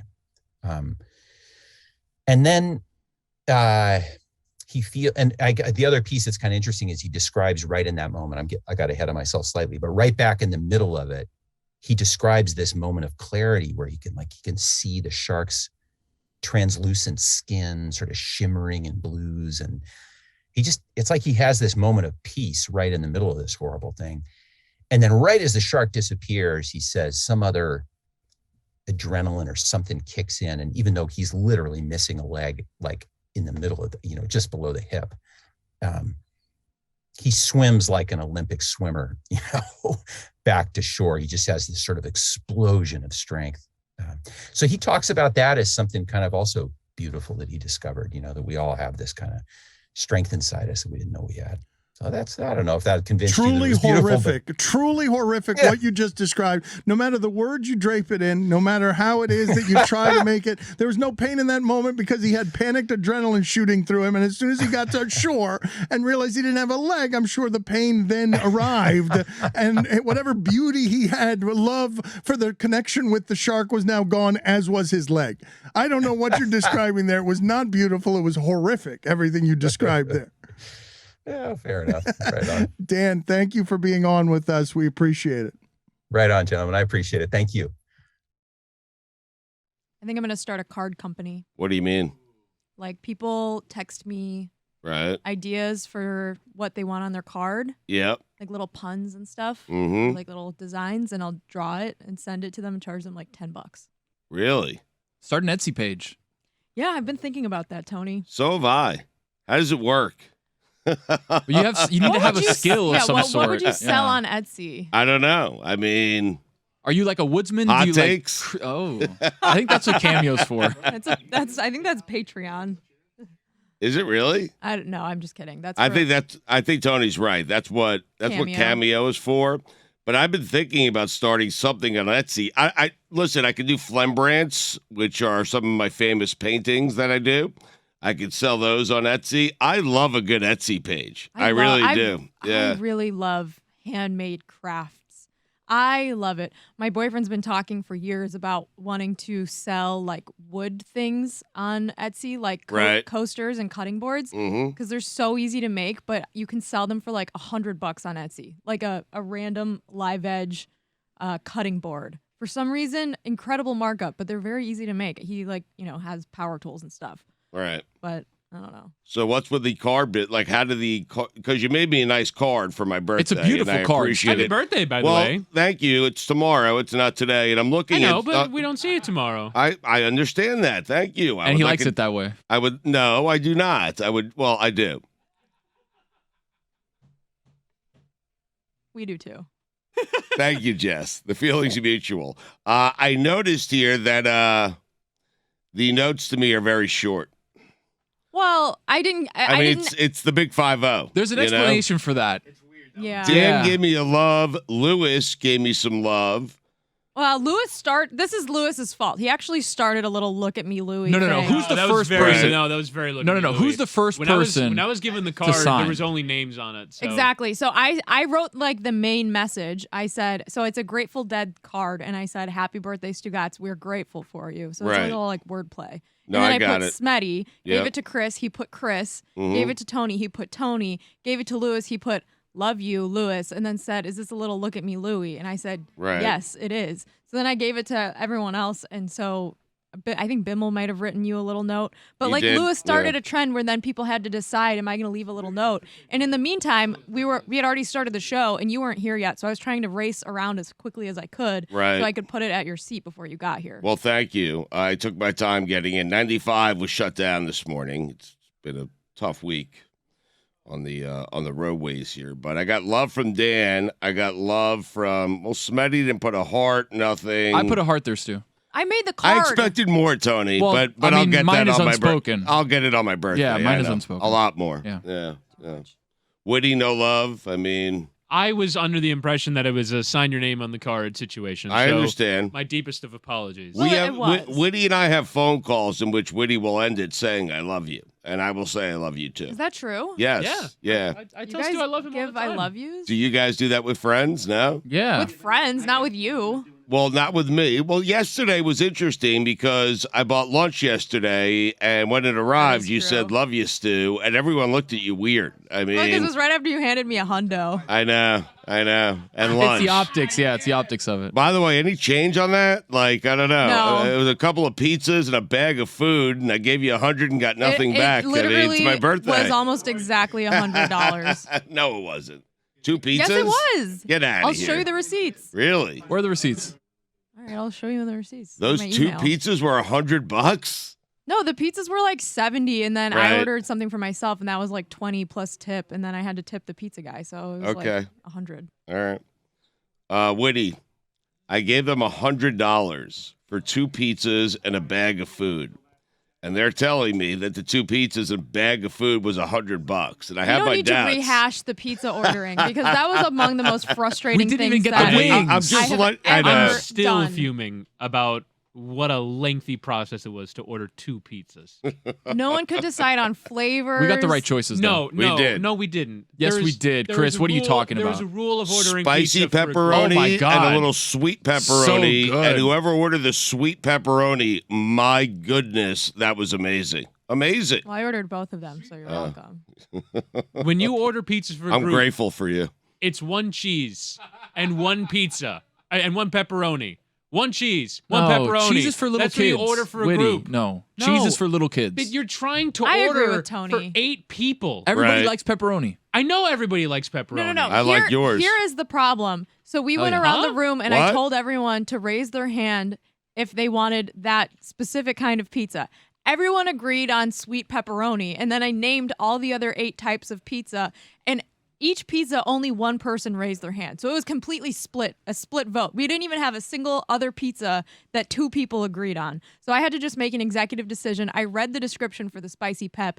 It sounded incredible. Oh, my It was good. It was. Yeah. It looked so good. So I said, we're going to order 2 pepperonis, a spicy and a sweet.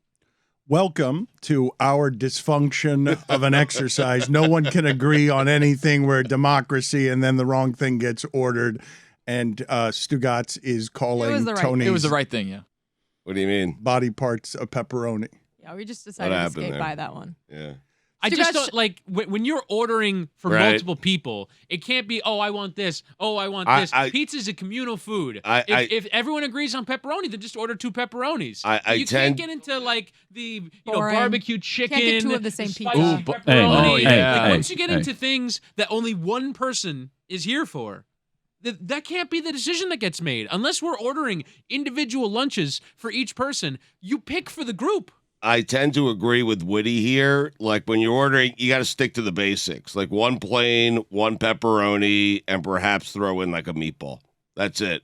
Just to satisfy everyone. A meatball pizza. A meatball on pizza? No, a sausage meatball would be pizza. Like a meat pizza, sausage, exactly. Meatball, something like that. Can you do me a favor? Can you show the card to the camera? Just because, like, if I do start my Etsy page, I think this would be a really good ad for it. Yeah, so I had to, That's excellent. Did you draw that? It's fantastic. I did. The logo? This is a bespoke birthday card for Stugotz. Show the dancing bears inside. For the record, as Stugotz complains about us doing this insufficiently on what I did not know was his 50th birthday. I was not aware. The big 5-0. Until he had just mentioned that. And Jessica, not surprisingly, was the most thoughtful among us because she's a baker and none of us know how to make things. She brought in cookies and she handled the card as well. To be fair, though, as we get Stugotz the highest greeting that this show has on a happy birthday as a gift, Jessica did, while I was in the middle of that MMA segment, come in here and have me sign it while I was talking. So if it's not the most heartfelt of messages, it's because I was in the middle of the segment. If you heard something disjointed during the MMA segment, it's because before Stugotz had arrived here, Jessica came in while I was talking and made me sign his birthday wish. Okay, but if I was weren't disjointed for as well me- because I was distracted by you being distracted by Right. signing I a know, birthday Whitney card filled on the really middle well. of the show. Yeah. I was like really impressed Complete how well he was filibuster. filling. It was a strange time for you to choose, but it's because Stugotz wasn't here and we had not done it. And if I Right. weren't even here, there would be no card. There would That's be no correct. cookie. So you can't Exactly. blame me for maybe accidentally being late on the morning. I was supposed to actually get here early to have everyone sign it, but luckily Stugotz was more late than me. This is why I'm Stugotz and he's I can Stugotz. I was you, more Jess. late than you. I yes. can blame Yes. you for being late, and I can blame you for coming in while I was talking during a segment and having me sign his card. Those are decisions that you made that I have no control over. I liked your note, Dan. I was saying before you walk back in, you're one of 2 people who said I love you, and so I love you too. If you want to take a second crack at it, feel free. We can try. Write something longer. The surprise of the gesture is gone. I don't want you to write it here. I want a handwritten note Could have from just you. gotten Okay? him your own card, but you didn't even know it was his birthday. I was Something the only you one who can even knew it was his scroll. freaking birthday. A scroll like from the ancient It's a times. big one, man. It is a big one. I was not aware. Give him the highest honor that we have around here. I was not aware that it was your 50th birthday. If I had been aware, It's tomorrow. I'm a little bit Let me ashamed enjoy that my 40s for one more day. Hey. we didn't do better than Jessica's very thoughtful gift because we were all thinking about you on what is a big day. Happy birthday to him. I don't care. Good luck. Chris Cody did actually have a few really good ideas for how to surprise you on your 50th birthday. Then he went out of town, so there was zero follow-up That's how he on does those. it. I taught But him one of the well. ideas- Idea guy. One of the ideas was a fantastic Hereditary. idea, which I honestly hesitate to repeat because I think we could use it for next year, but I'll say it because I think you'll forget. Right. His idea was to bake a cake full of lies.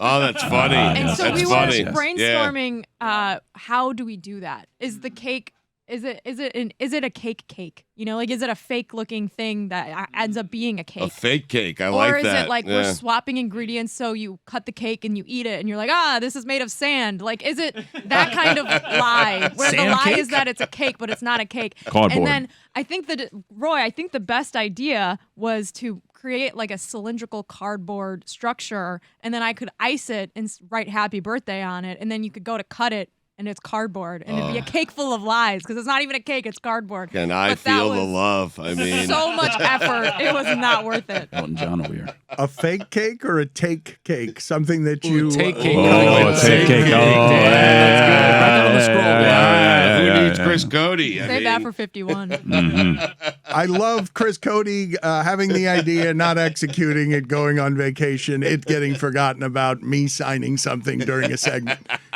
A heartfelt happy birthday from the show, organized and planned. It's a big one.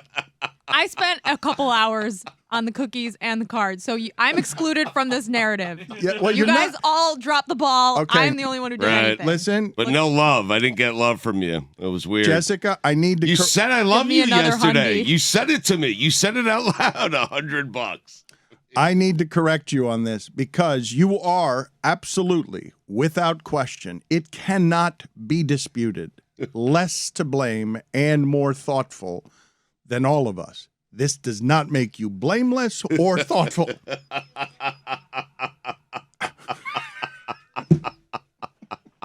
I think this comment is in reference to us talking about Rolling Loud in Miami earlier this week. I don't know when else we were talking about music and about going to festivals, because I'd like the next incarnation of this show to do things that are fun that aren't just sports related.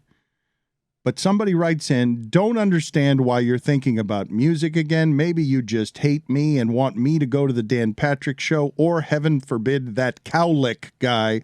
So if your broadcasts are not as good as they used to be, why aren't you trying to make better shows instead of music? If I want music, I'll turn on the radio. You, sir, as someone who's still turning on the radio to get his music. Love that guy. Or her music. I believe this is not us talking about Rolling Loud. This is us promoting our musical. The Big Game. The Big Game. Yeah. Now available on Apple Music, Spotify, or wherever you get your music, as we are trying to solicit a Grammy nomination. Not the radio, though. Not the radio. This person thinks that we shouldn't have made a musical, that we should do the Dan Patrick show or the Cowlick guy show? DP. That's right. No use for Herd. music. The lick. Don't make any more music, guys. You've made that one thing. Stop making music. Okay, very good. We getting paid for that ever? I mean, what's happening? We aren't. Somebody is. All right. I'm not sure how much anybody got paid for that. I saw that poor guy working, JT Daly, working in the cold amid boxes for hours and hours, and I believe he should get whatever money there is to be gotten there. I think we actually paid for that. But it's our voices that Right. made the musical Yes. and our personalities. Yep. So JT got paid. Well, I mean, he deserves to be paid, but so I do you. believe a Yeah. relatively nominal amount relative to what he normally makes working on music projects. It wasn't very much. He made a musical for not very much as a favor to the spirit of making things for the sake of making A it. discount.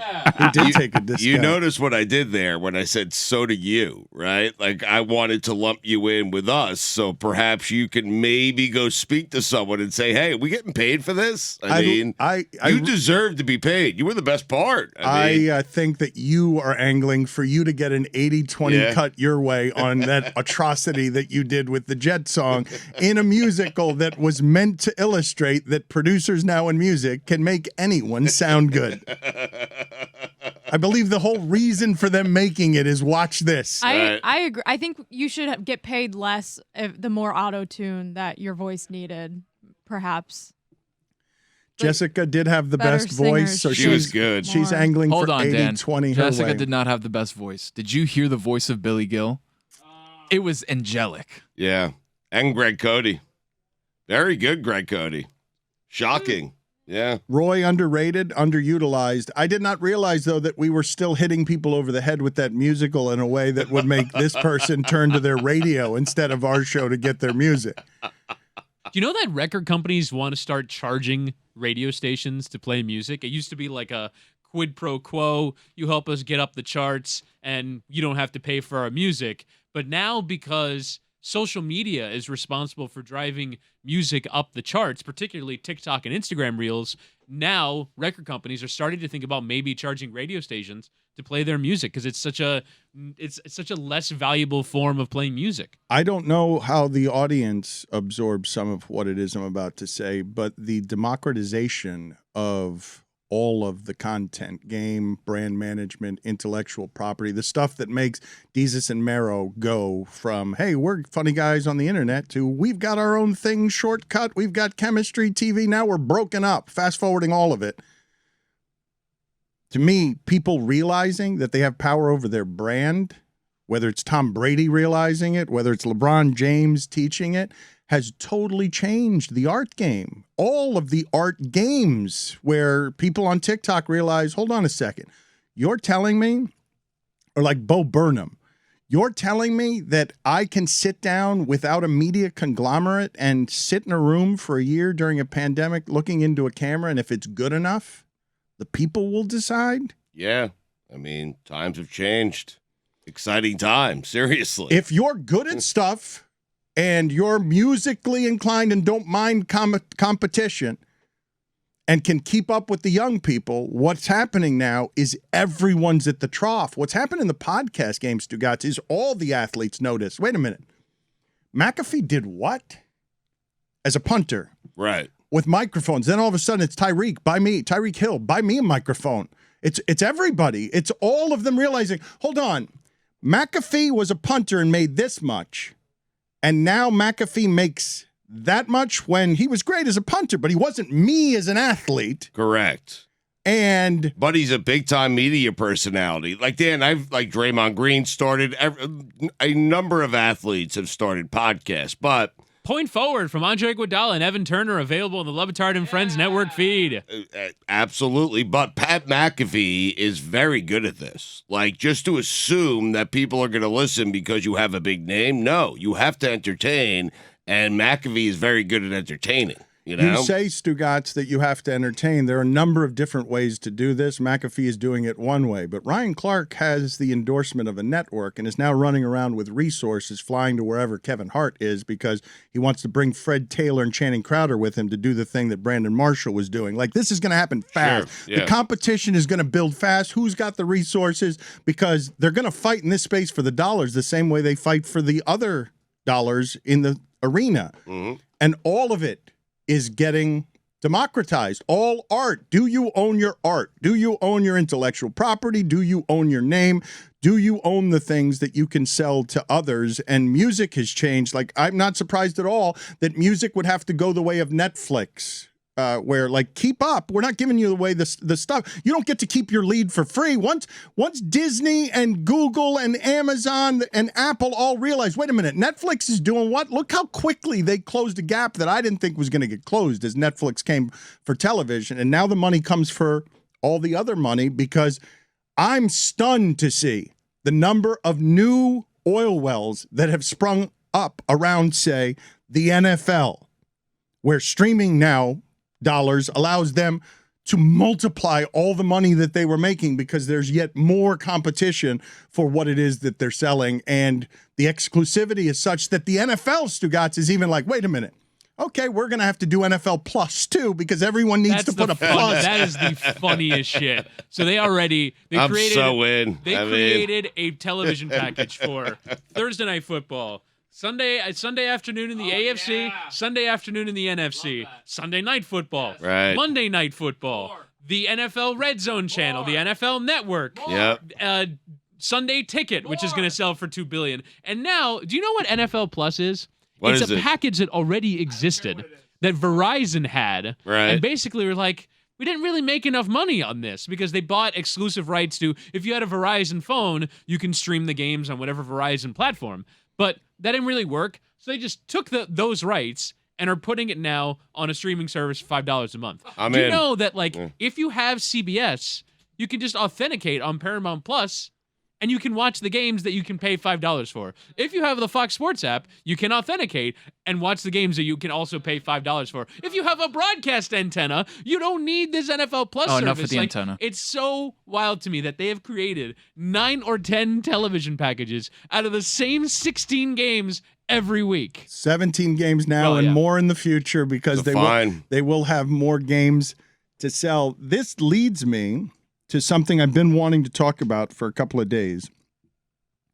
There was a great photograph, and we've been talking around here about the wheres and hows of seeing excellence in sports. Clayton Kershaw, Steph Curry, LeBron James. Epic, echoing, historic greatness. Athletes that will be remembered 100 years from now. Kershaw? Yes, Kershaw. 100 years from now? Okay. He's one of the best You say pitchers so. ever. Okay, and there's always someone like you there to say he's not quite as good as you think he is. He's not the first best. He's the 7th best or the 12th best. I love that Nick Wright put together a list the other day of top 50 NBA players ever and put Michael Jordan 3rd because fuck you. Because that's the way to make that list in order to make it a little different than the one that Stugotz would make, where, of course, you put Michael Jordan number 1. And 2 and 3 Yes. and 4 and 5 and 6 and 7 and 8 and 9 and 10. Yes, there's not a lot of room to evolve for you in that window. Right. And there's not a lot of room for Nick Wright to evolve in the window of how much can I blaspheme against him? I'll put him 3rd. I'm the most controversial person in sports. I dare someone to put him 4th. No one will dare go that far. No one. That's it. He just dared He you. just went 3rd. No one will go 4th. No one on the internet will go 4th. I'm kind of sat here wondering, because he's a LeBron guy, so I imagine LeBron's number 1. Who's number 2? Kareem would be number 2. Kareem? Yes. Wow. Well, but he's just being controversial, regardless. You read the list, and huh? Preposterous. And Look at it's you, not that huh? controversial. Right. And Kareem's pretty good. Yeah. Maybe Kobe. I mean, I don't know. It doesn't matter. Kobe, come on. The thing that I saw, though, about recognizing greatness as we talk about sports and art and this cruel age we now live in, where you will simply not allowed, you won't be allowed to be only beloved. There will be somebody there at every point to question how good you are, whether you're overrated, whether your art stinks or is good. And in comedy, on a stage in New York, Kevin Hart, Chris Rock, and Dave Chappelle were all there. And they brought a goat. And Kevin Hart brought the goat over to Chris Rock. And my thought was, wrong guy. Wow. And no offense to Chris Rock. I think Chris Rock is great. But Chappelle is the best I've ever seen. And he's the best of those 3. And the reason he's the best, beyond everything that's going on right now, it's not just his story, although his story is amazing to me because he realized brand management before a lot of other people and arrived at uncancelable because he took control of his own brand, told Comedy Central to bleep off, went to Africa, came back, and now you're not going to be able to get him unless he commits an actual crime. Like, you're not going to be able to end him. He's got too much power. That's one part of the story that's fascinating. But I watched him go up and wing his Jon Stewart, Mark Twain speech. Jon Stewart was given the Lifetime Achievement Award. That's a room full of pressure. John Oliver, Steve Carell, Colbert, Jimmy Kimmel, all of them paled with written material and performance to Chappelle winging it without a hiccup, just gets up there and talks. And I've never seen anybody be able to do that before in comedy without a hiccup. There's not an unclean word in there, and he's telling you he's winging. And I'm sure he's got a skeleton for his thoughts, but he doesn't need to try that hard because he's that gifted. I remember Chris Rock on Saturday Night Live. It was obvious he was reading the cue cards. He was a terrible actor throughout. He needs he and Seinfeld marveled that Cosby could just get up there and wing it, and Chappelle does that now, and better than Cosby did. Was Chappelle upset about the GOAT? Like, was he? No, he was opening for them. He was Okay. opening for Right. everybody. But I think, put it on the poll, please, at LeBatard Show. Who is the GOAT among Kevin Hart, Chris Rock, and Dave Chappelle? I heard you almost say Kevin Clark twice there. I think we should put him in the poll. Put him in You there as should, well. yes. Put Kevin Hart, Kevin Clark. I did almost say it twice. Chris Rock. Right. Or It's confusing. I understand. Like, let's get it right here. Kevin Clark, Kevin Hart, Dave Chappelle, or Chris Rock. or Chris Rock. Eddie Murphy is the best, though. But right? among the people who were on stage and Kevin Clark, Right. who is the GOAT? I know people around here are tired of hearing me talk about Chappelle, but I am, as I watch what's happening everywhere in America, around art, as I see the protectors of comedy get defensive and scared about not being able to do comedy the way they have, there's a guy still doing it who seems totally unafraid. Yeah. Totally unafraid because he's got the confidence and the skill in what he is doing, where he says this thing that people are calling correctly transphobic, as he tries to argue that it's a defense of art, a defense of comedy, and a defense of, no, you will not get in line before black people on equality. And this is where I'm going to draw the line. On a target that is vulnerable and commits suicide at a higher rate than the rest of us and is subject to hate crimes more often than the rest of us. This is the hill that he wishes to challenge as art and many people to object to. He's got the arrogance in the face of all of that to tell Netflix, to bully Netflix into giving me, just requesting it and getting it, give me back the name of the Chappelle Show or pay me for it. You don't own my name. He's got the power to stand in front of people without the fear of being canceled and the arrogance of believing that the closer is his best work, that it's unassailable, that it's he believes it's a masterpiece as Netflix employees walk out and the head of Netflix ends up siding with what he says is free speech, but is really the ability to pay Chappelle, who's uncancelable, to keep making Netflix specials because he's a draw and you can't take him out. I don't think the Louis C.K. stuff takes Chappelle out. It took Louis C.K. out, but I think Chappelle can survive anything except an actual crime that puts him in jail. Not accusations, a crime that puts him in jail. Now, we don't know because we don't have the counterfactual of him actually having done something during Me Too, but I imagine some flames would have gone up on him, just as they have with this transphobic thing. I do sort of wonder, because you mentioned how he has like the confidence in the FU to keep going. I do think he continually feels like he has to explain. The second special was a defense of the first special, because I think that he felt the flames from the first special. He was trying to talk his way around it, but that to me doesn't sound like someone who is 100% confident in everything that's come for him. It sounds like someone who's trying to talk his way out of whatever trouble he caused himself and then double down, and then like there's all these different ways in which he's just trying to talk his way out of it. And so I don't necessarily think that this is someone who is completely 100% certain that he's going to be on the right side of history, which I 100% do not think he will be on the right side of history on this particular issue. I think what he's certain of is that he's going to do it his way, hard stop. Yeah. And that your flames will come for him and he's going to get the last word. And you may say there's arrogance and ego in that. Of course there is. And you may say that he is wrong in trying to get the last word. Let it go. Don't do that. Like, just move on. You've said what you have to say. You don't have the last word. But when you've had Chappelle's path and you were in a room and Comedy Central was telling you, hey, we're not laughing with black people. We're laughing at black people. And he says, don't want your 50 million. I'm leaving now, which a lot of comedians would like the safety of 50 million. Nope, don't like the feeling of this feels like sellout. I'm not going to sell out, and to return and do it. He takes that story with him every time he's on stage, and gets old though, right? I mean, every time he tells the same story. No, I'm not saying he's telling that story. I'm saying that the story, that the journey, every time he's on stage, I know who's on stage there, and what gets forgetful in the common age, in the age we're in right now, is we are real quick to dismiss. Well, who the hell is he?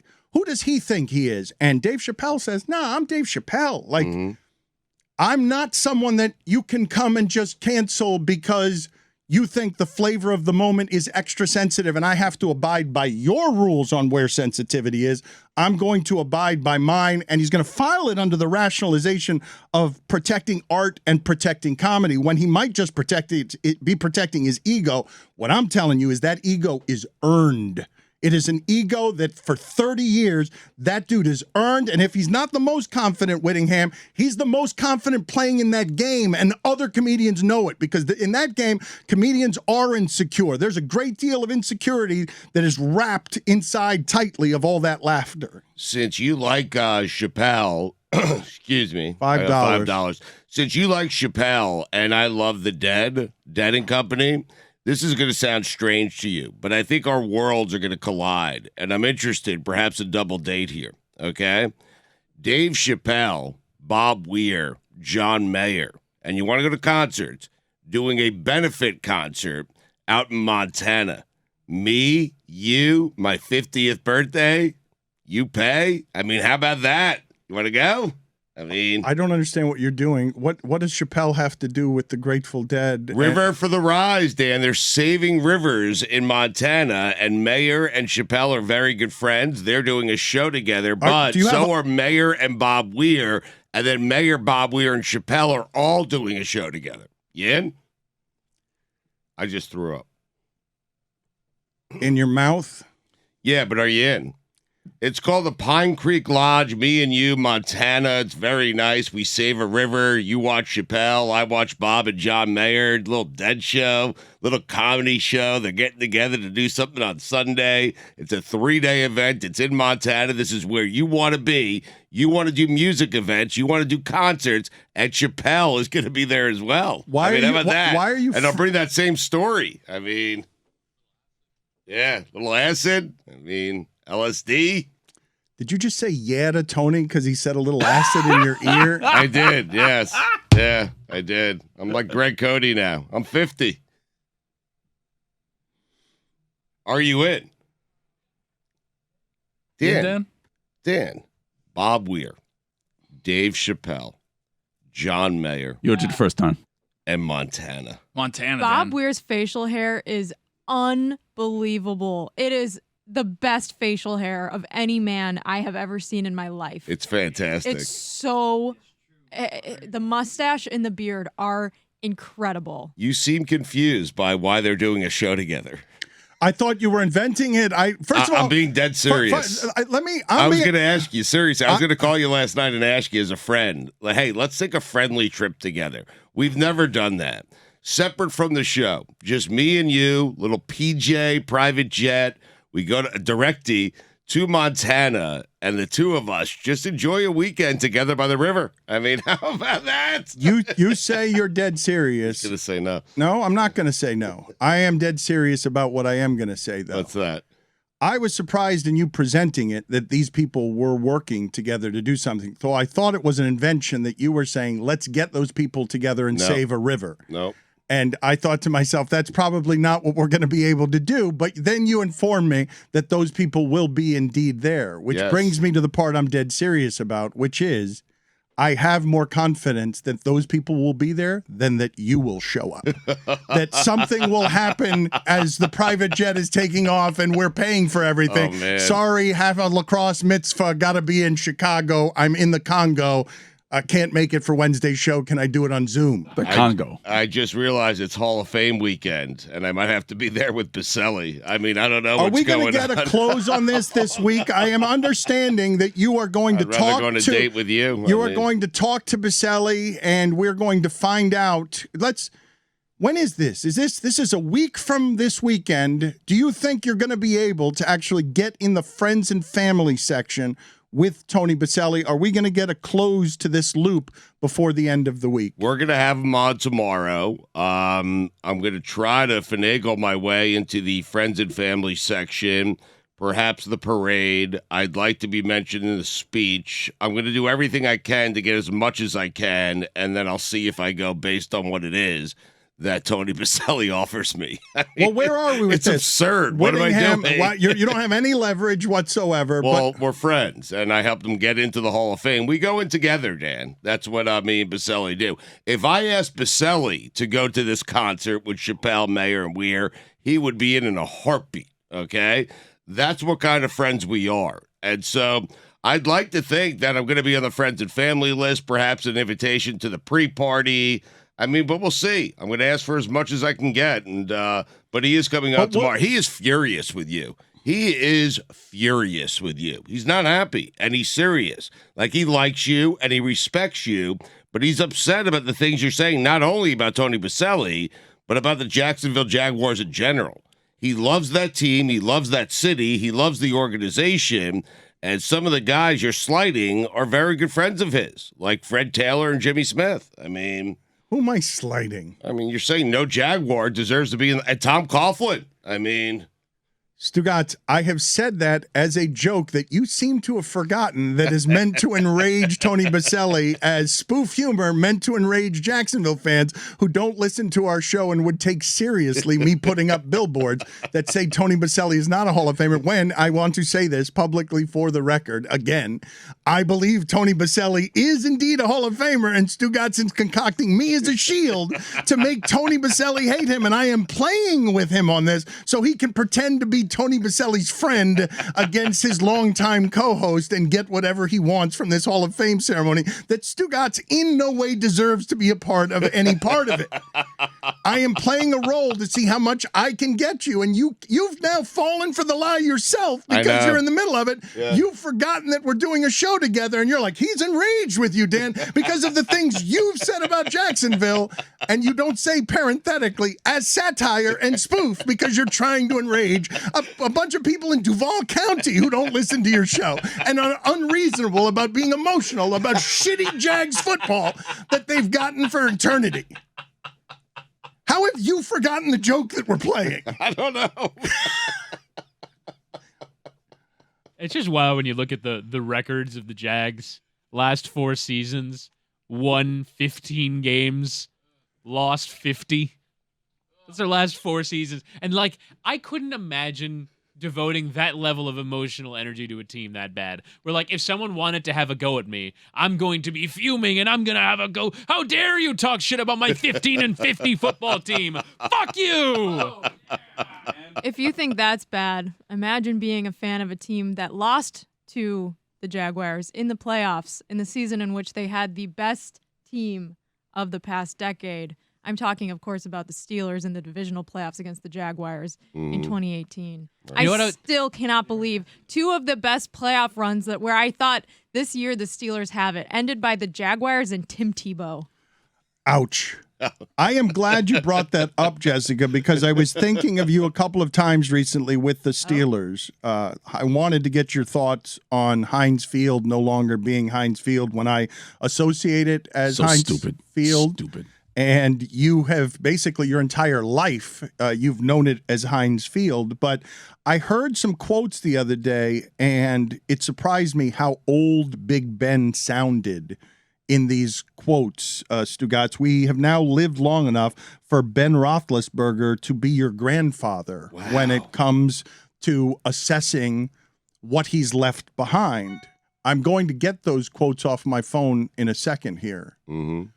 Ben Roethlisberger, you made what, Jessica, of how old he sounded, and current Steelers have gotten mad at him because he sounded so old and longing. He sounded like a grandpa. Yeah, he sounded like he was complaining about like the young guys on the team, and then Cam Hayward kind of said like, I disagree with him. That's not exactly how, how things are on this team. But I also am like, I was on Twitter this morning because training camp started this week, and all the media members are in Latrobe, St. Vincent Dan. It's that time of year, almost time for the sprinklers on Hard Knocks. Right. And I just saw were those limited fake sprinklers? Yeah, it was great. Yeah. I saw just a wall of Ben Roethlisberger quotes from media members, and I'm like, why is Ben here? Like, what does this have to do with anything? Like, Ben's retired, he's gone, but we're still like interviewing him on the first 2 days of camp. Like, I don't know if he has any sort of position with the team or they're just trotting him out for media access. I don't really know because he hasn't necessarily said very positive things about his exit from the Steelers, and he thought it was premature. And it's like, dude, it was definitely not. It was definitely time. It was 2 years overdue. Was time 2 years ago, but it was definitely time this time.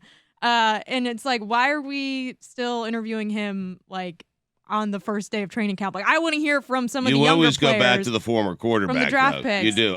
Like they're still going to Favre in Green Bay. I agree. Yeah. I just think it's kind of like we've heard these storylines. Like, nothing that he's going to say is that interesting to me, and it's just kind of we're like recycling things that we've heard already, and that his opinion on things aren't necessarily going to shape the reality of the future of this team anymore because he's not on it. It's funny that you say all of that for a couple of different reasons. One of them is this kind of interview is the only one Roethlisberger can do that anybody would actually aggregate. If he were to just pick up his phone and be like, yeah, excited about the season, can't wait to watch them, it wouldn't become all of this. But the other part of this, and I've been talking to you guys as the landscape has changed, the broadcasting money has changed, and the NFL, as it sees all the money coming in, is saying, hey, we're going to build the bridge to tomorrow's fans with all of the white quarterbacks, all of the old white quarterbacks that you're familiar with. We're going to shift them all around, and we're going to put them in positions. Ben Roethlisberger is the thing, him and Tomlin, that you've associated with that team for 15 years. That team's excellence at that position, that guy has been the face and the voice.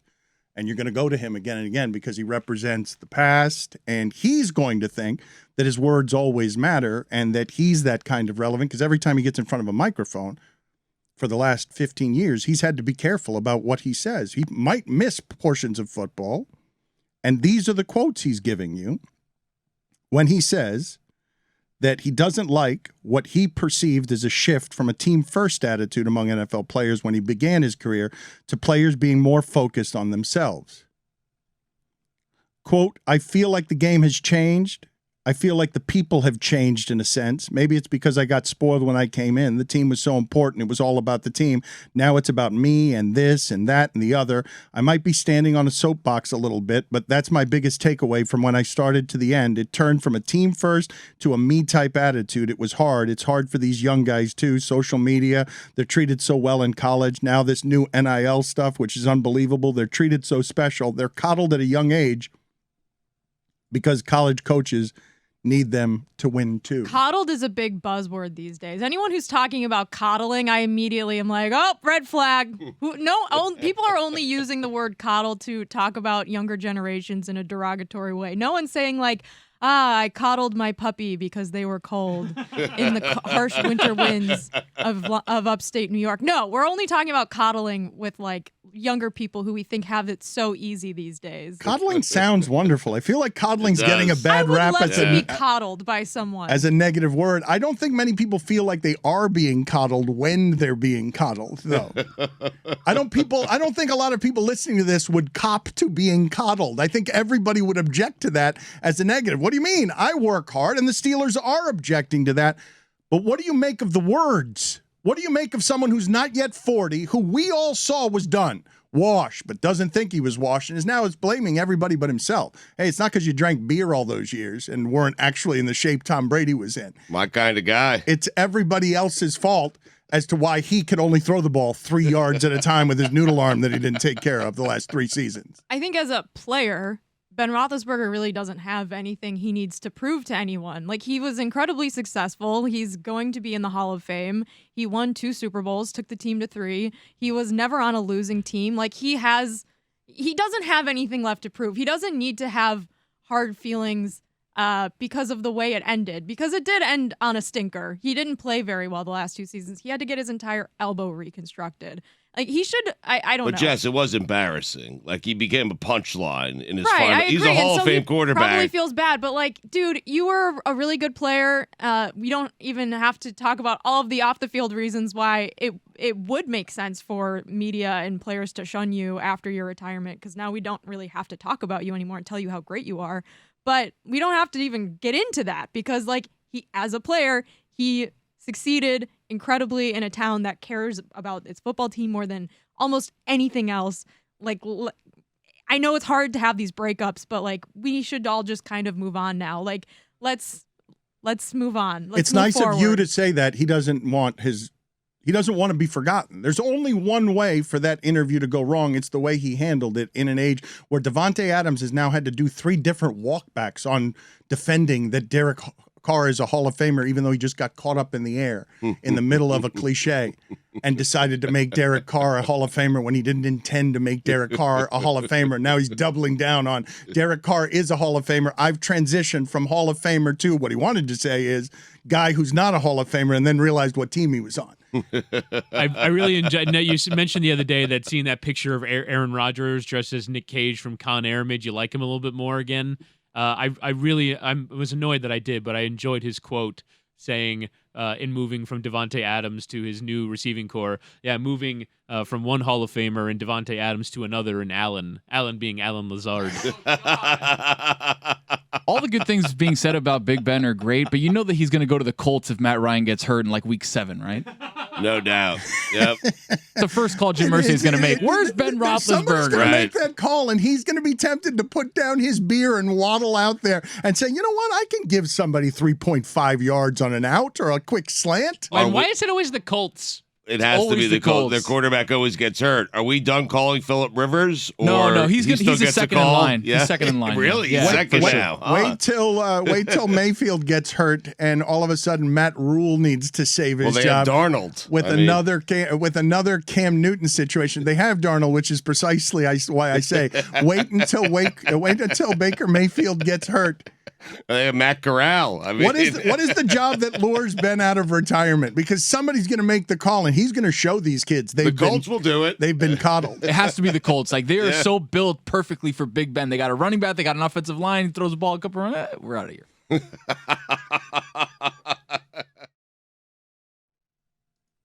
Stugotz, Yes. we got somebody here. Who? We got somebody wiggling on the hook. A big fish. We got a big fish wiggling on the hook. We're reeling him in. Are you ready? Talk to me. It is the motherfucking Hall of Famer, Oh, my God. Chris Mad Dog Russo.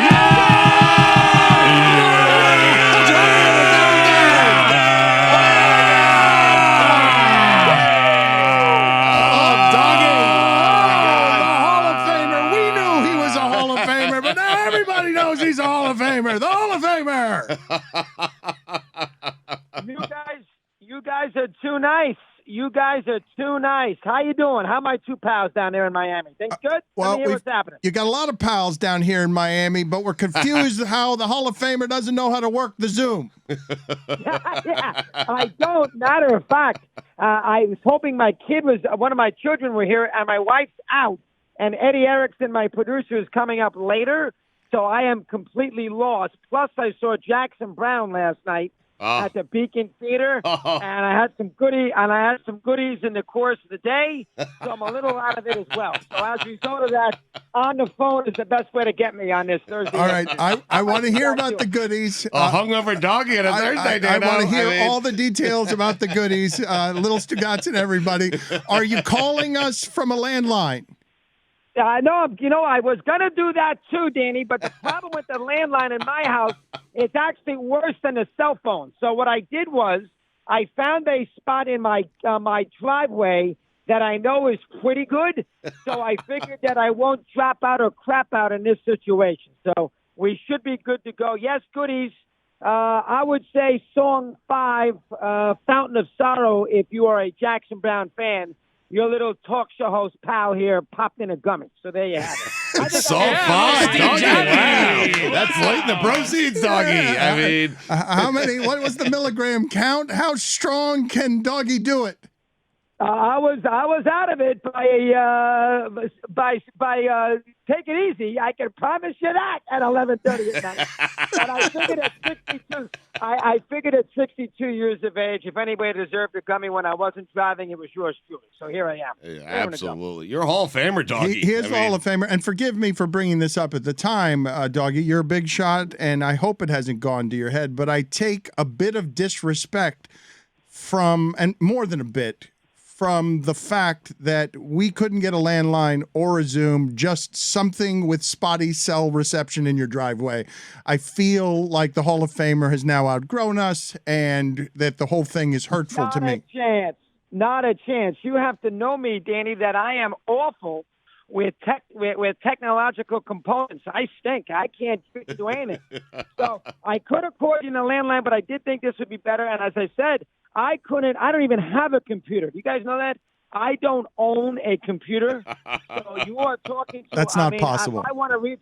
I swear to God, if I want to read something on an internet, a story, somebody's got to punch it up for me. So that's how inept I am. No, come on. So, as a result, I would not take offense. Okay, I'm not taking offense, but now I don't believe you. Can't you? He doesn't have one. In the modern age, you're functioning without a computer. How about you have I swear to smartphone? God, Smartphone? I swear I don't have a phone. And I don't know anything about these smartphones either. I mean, I can text. I'm a good texter. Stugotz can tell you that. Yes. I'm a good texter. And I get the information when I got to get the information. But I have not here's another one for you. I have not watched a ball game yet this year on Apple, Peacock, or Amazon. Baseball, Yankees on Amazon, the Sunday Morning Peacock, or the Apple TV on Friday, because I'm afraid if I go to one of those streaming services, I'll screw the whole damn thing up and get completely frustrated and ruin my night. So I haven't even done that. That's what you need to know about your You love baseball. So he chooses not to watch the game. You're denying yourself Yankee games. The phone that you have, is it an old phone? Does it not have computer capabilities, or do you have an iPhone? No, it's an old iPhone. I probably bought it 4 years ago. It's cracked all over the place. My wife has said, you got to get a new iPhone, so I'm off to do that. Matter of fact, I had an old Lexus from 2008 that I bought before I left to go to Sirius, and I just traded it in the other day because I'm too lazy and I didn't think I needed a new car. That's 14 years ago, for crying out loud. I am living in the 1950s. You guys, I did 3 hours yesterday on Tony Dow. You guys know. That's why you're a Hall of Famer, dog. 3 hours? 3 hours? No, I'm kidding. No, I'm kidding. But I did mention it. Yes, I mentioned it. I want to talk about the emotions for you. You're somebody who helped create the industry of sports radio. I don't know how much validation you get from others telling you you're a Hall of Famer. Were you emotional about career achievement here? Absolutely. I mean, if anybody, I understand, you don't really get to, but yes, listen, I probably could have been in maybe a little while ago. I've been down this path before where, I sort of I didn't get those proper votes, but they told me about 10, 12 days ago at night, so I kept it quiet, but I've been very into this week, and I've been kidding all the writers who can't stand me. I've been kidding it. I'm a Hall of Famer. What do you got to say about that? That kind of stuff. But this week, I have been really taken aback. All the fans who have called up the radio show Monday, Tuesday, and Wednesday basically wanting to reminisce about the radio career, whether it's Mike and the Mad Dog fans, whether it's the Sirius fan who just jumped on in the last 10 years, even the Orlando fan. When I worked at WKIS, I've gotten some of those. Plus, I've gotten a million texts. You guys, of course, here, everybody from Tirico to Costas to Freddie Couples to Jay Wright to Mark Jackson to you name it. Manford. Just a million people have reached out. So, it means as much to them as it did to me. So, yes, emotional. Probably didn't get as emotional about it when they called me 2 weeks ago. But this week, no doubt about it. Matter of fact, at 5 o'clock on Monday, I read a text message from my old college roommate who remembers me from Orlando, even Jacksonville, and I barely could get through it on the air. So people are, Mark Steinberg reached out to me. That's Tiger's agent. You'd be amazed the amount of people who have gotten into this. So yes, Danny, yes, Stugotz, it has been an emotional moment. Throw in the fact that Sirius is going to put billboards up in L.A., Miami, and Nashville, which they certainly don't have to do.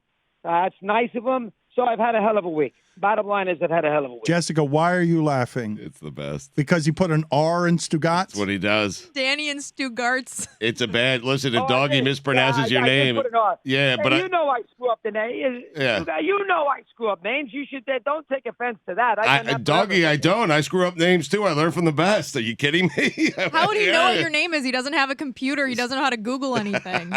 He doesn't know where this podcast is going. That's all true. That is all true. I am a creature. I swear to God, I am a creature of the 1960s. Who would do hour upon hour upon hour on Crosby, Stills, and Nash and the Mamas and the Papas? You're talking to him. Christopher Russo, right here. You're talking to him. Doggy, because, listen, most people I would throw this question to on the spot, and I'd be worried about their response. But you're a Hall of Famer, and I know you've done this before. Top 5, according to Christopher Mad Dog Russo, the Hall of Famer, Top 5 Jackson Brown songs. Go. Well, wait a minute. You got to let him do it backwards order. So He knows how to do it, but Danny. He's a Hall of Famer. You think he needs a second of filibuster if you're asking? Have you Dan, thought? he has thought about this list his entire life. Number 5. Okay. I'm sorry for underestimating the Hall of Famer. 5. Yeah, I'll give you 5. Before the Deluge from Late for the Sky, which you played last night, that's number 1. No, but that's no. This is why he needed a second. By 1, he needs 5. I I'm need telling number you. 5. I need it in reverse order so that we can get the. I'm just gonna name them. And you guys will. For a dancer, Late for the Sky. And by the way, if I was on a desert island and I had one album to listen to the rest of my life, I would take a gummy and I would listen to Late for the Sky. That's Jackson's second or third album, 8 songs, phenomenal. Those 2 songs are on it. I'll give Jackson. There you go. Yep. I'll give Jackson credit. He wrote the song with Glenn Frey. He started it. Frey finished it. But I don't know how in the world you can't say Take It Easy is a top 3 Jackson Brown song. So I will put that song in there. Take It Easy. Got 3. I love it. I'll give you 2. Say Yeah is a song that talks about him picking his girl from a long time ago. That's an old song. I love that. That's 4. And how about I'm Alive, the song that he sort of resurrected himself with, after Daryl Hannah blew him off and he got nailed, everybody got on him. I'll say that. Those 5. That's a Hall of Famer right there. I noticed you left out Francesa in terms of people who reached out. Did Mike reach out? Yes, he did. All right. He did. I spoke to Mike, so yes, Mike reached out. No, I shouldn't have left him out. He did. I'm trying to think. A lot of people, Mike Breen, you'd be amazed the amount of people who got into this. So, listen, I'll be into it. I bought 3 tables already, for crying out loud, for the induction thing on November 1st. That's 10 people per table. So I'll be there in flocks. Susan Waldman I'm into. She got in too.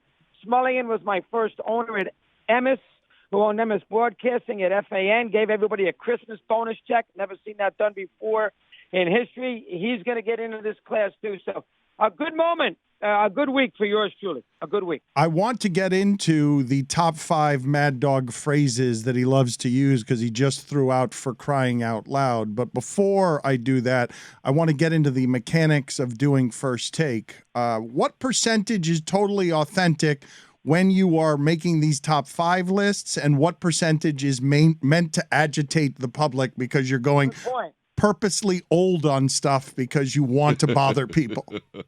That's an excellent job. I'll say 75% real, 25%. Let me see if I get a rise out of somebody. I'll give you the 25%. When we did the top 5 sports cities during the NBA final, I left Boston out. Now, listen, I didn't even put them 5. I didn't put them 4. I had Cleveland, Detroit, Chicago, New York, and Philly, and I left Boston out.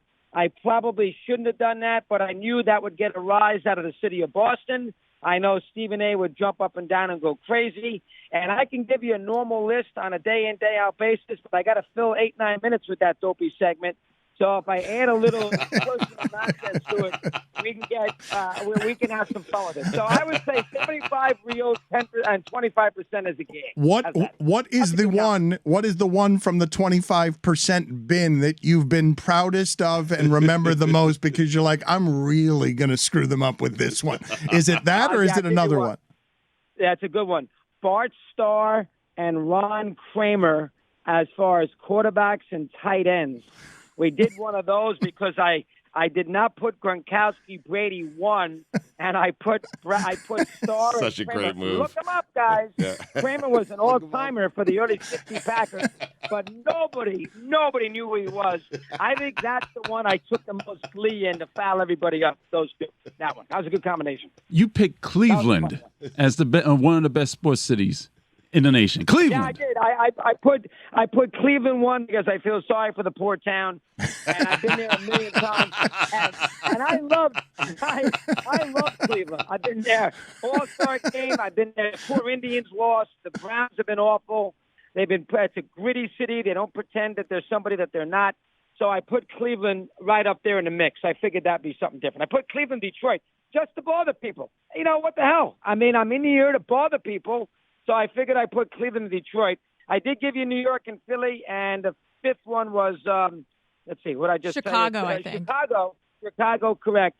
But I did leave Boston out. I left San Francisco out on purpose. So think about it, NBA Finals, and I left the two cities who were involved in the final round out of the top 5. When you put Notre Dame as the most storied college football program, that you weren't trolling. That was true, right? That was true. That's a good one.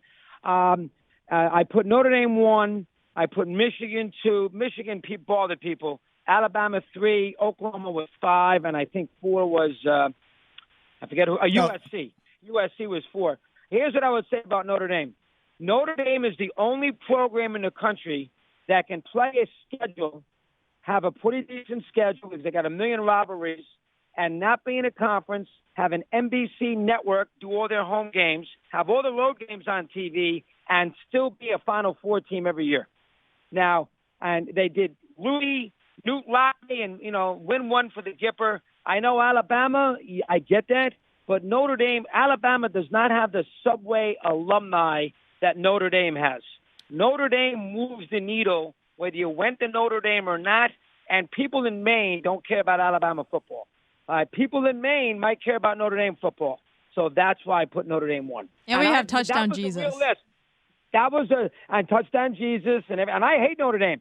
I'm the only guy in America whose daughter goes to Notre Dame, and her freshman year, I went to a Notre Dame Virginia Tech game, and I took the 17.5, and I bet Tech sitting in midfield.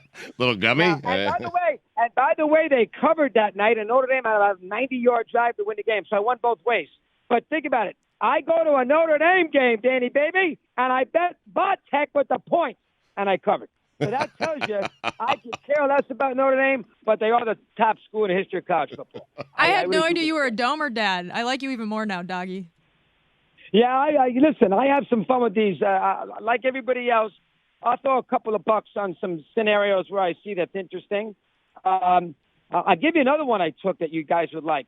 After game 1 of the Heat series with the Celtics, I bet Boston to win the series. After game 1, plus 175. Now, that, my friends, is a good bet.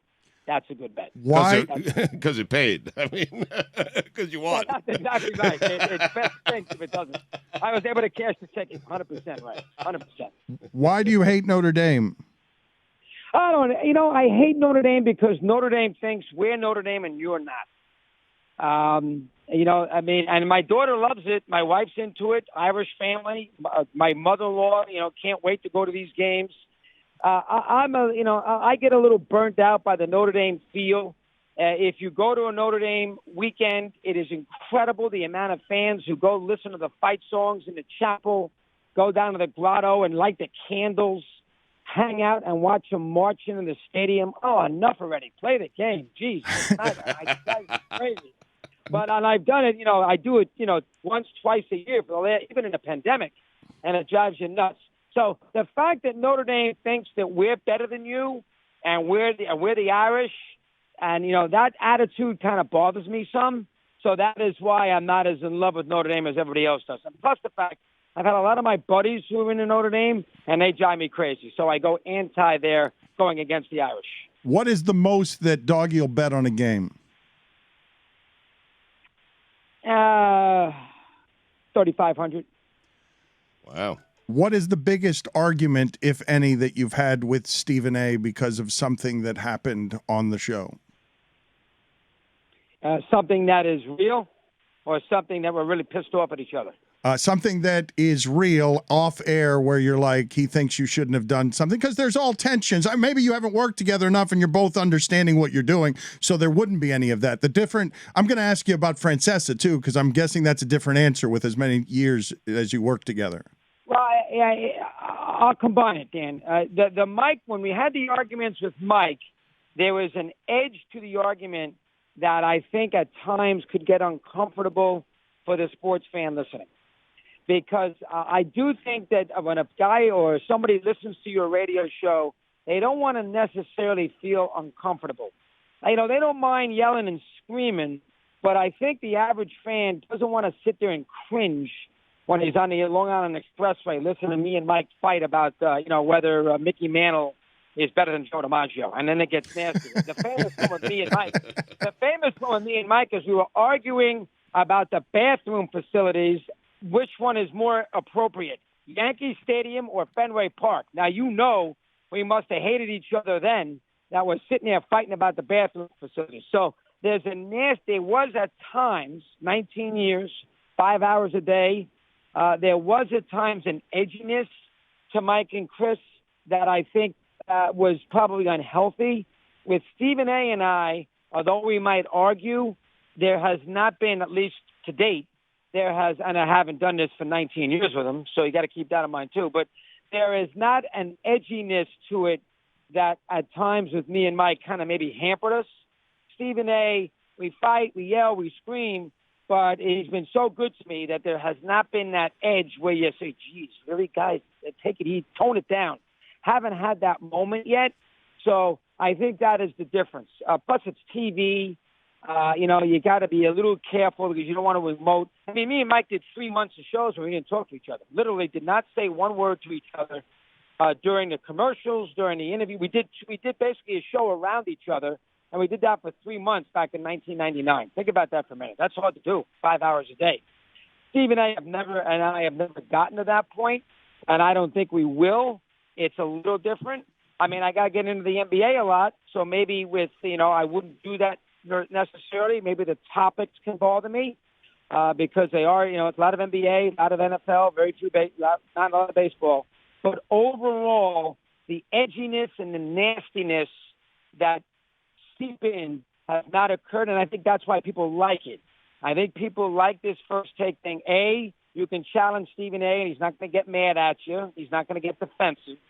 That's number one, and I can do that. And number two, I can be goofy, and goofiness always sells. So I think those two elements are probably the reasons why people have taken it. Plus, I'm the first guy in a while there that can go on there and yell at him. So I think those two things, the goofiness and the fact that I can yell at him and nobody's going to take offense to it, is the reason why people seem to like First Take. Doggy, as someone who listened to so many hours of your program with Mike, I can tell you as a fan, we loved when you guys fought, and we loved that you discussed sports the way we discussed it in our living rooms with our parents or my brother or my friends or you guys. That's what made it great. That's what made it special. But what a great topic. I mean, you took sports radio to places it's never been before. Which bathroom is nastier? I mean, that is, Doggy, that's who won that fight? I think Mike probably did. That fight was occurring when we were trying to decide whether the Yankees should build a new stadium. Right. And I said, the Yankees don't need a new stadium. The stadium they got is great. And Mike got defense, and he said the bathrooms at Fenway Park, you can't get to a bathroom. And I went on and on about how there's no problem with Fenway Park. You can find a bathroom. So that literally, if you watch the 30 for 30, that is in there. I mean, I went on for a half hour. So Mike and I are yelling at each other with nastiness about the bathroom facilities and two ballparks, ancient park, the American League East. Now, you're right. Some folks would like that, and they like that little edge. But I do think at times it made me and Mike a little uncomfortable. So that is where I would say that, it got a little too on the, a little too rough around the edges. It didn't happen all the time, but, we worked together for 19 years. I remember something else, too. I'm 62 now. So the Stephen A. thing is gravy. When I started with Mike, I was 29. And when you're 29 starting with Mike, you want to show you and you want to puff up your muscles and you want to, show everybody what you know and you want to be the star and you want to basically beat your competitor, in this case, my partner. Stephen A., I don't feel that way with Stephen A. I'll do what they want to do to make it fun. I didn't feel that way 35 years ago. So as a result, it's a little unfair to compare them because I'm at a different level of my life now than I was, back in 1988, 1989. And you're more confident, and you're a Hall of Famer, and you've earned what it is you've gotten. But when you say you guys didn't talk for 3 months and we're doing a show for 5 hours a day, what was happening there? We had a big fight because we did not go to Indianapolis for a Game 6 Knicks-Pacers. That probably would have been Van Gundy's team's late 90s, the year the Pacers beat the Knicks, and then lost to, I think that was here. Maybe they went to the final, lost to Kobe and Shaq. I'd have to look at the exact year. But we didn't go because we got to LaGuardia and the plane was canceled. And we had to get to the Indiana for Game 6 and do a show. We had to change in D.C., LaGuardia, Washington, Indianapolis, and Mike did not want to do that. I was dying to go see Game 6. Plus, I live 50 miles away from LaGuardia. So if we didn't, it was like a morning flight, 7 a.m. So if we didn't get in this next flight, I got to sit around all day waiting to do a radio show. Mike was home in Manhasset, 10 minutes from the city. So as a result of that, I really got bent out of shape, and we had a huge fight over that really did not get settled until Mike got married. When Mike got married in 2000 or 2001, reluctantly, and thanks to his lovely wife, he invited me to his wedding, and that cleared the air. And that was a Saturday in summertime in 2000, maybe in 01, but it was right around there. And thank God that happened because we didn't talk forever because we did not figure out a way to get to Indianapolis to do a radio show, and I got all bent out of shape. And Mike took offense, and that was a nasty, when I say nasty, that was a nasty, combative scenario that lasted a long time. That was tricky. Men will literally blow up a radio empire instead of going to therapy. Think about that for a minute. We were going to break up that show based on the idea that we couldn't figure out a way. And I couldn't go to Indianapolis on my own and then Mike do a show in New York. It looks bad. So we had to both go together. But think about it. We were on 10, 11 years at that point, great ratings on a great station.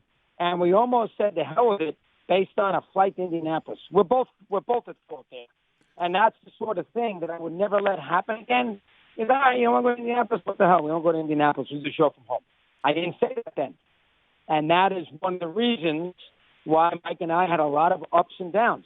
And then I left Mike in a bad way because when I left in 2008, that summer, I did not handle the departure right. I don't know how you handle the departure. I mean, what are you supposed to do? Tell him 6 months earlier, Mike, Mel Karmazin gave me this great offer. I'm going to leave, but let's do a show together for the next 5 months until this contract's out. That's a very tricky scenario, but I didn't handle that great either. So that caused some trouble there at the time, summer of 08. But Mike and I are fine. Mike and I right now love each other. We're almost the absence, the heart grows fonder. Is that what it is? We know what we meant for each other. That's the most important thing. Want to congratulate him yet again, but on the way out the door, because he can do this very quickly, I'm going to go to top 5 Doggy phrases that he loves to use in honor of the For Crying Out Loud he's hit us with here. We're going to go bottom first. We're going to start with number 5. Top 5 Doggy phrases, top 5 Hall of Fame phrases for the Hall of Famer. Number 5. For me would be big spot. Yeah. Where I learned it from, dog. Big spot. I always say big spot. That would be, you got to put that in there as one of my favorite, my phrases. Number 4 for Doggy, and I'm going to filibuster for you here as you gather yourself because this is hard to do on the fly. But I feel like I know these. I got to be honest. I've listened to them so many times that I feel like I know some of them. Okay, well, maybe why don't you come up with your own list that's different from his list? I mean, Big Spot was on there, so far so good. Number 4. That is a myth. I used to say that all the time. That is a myth.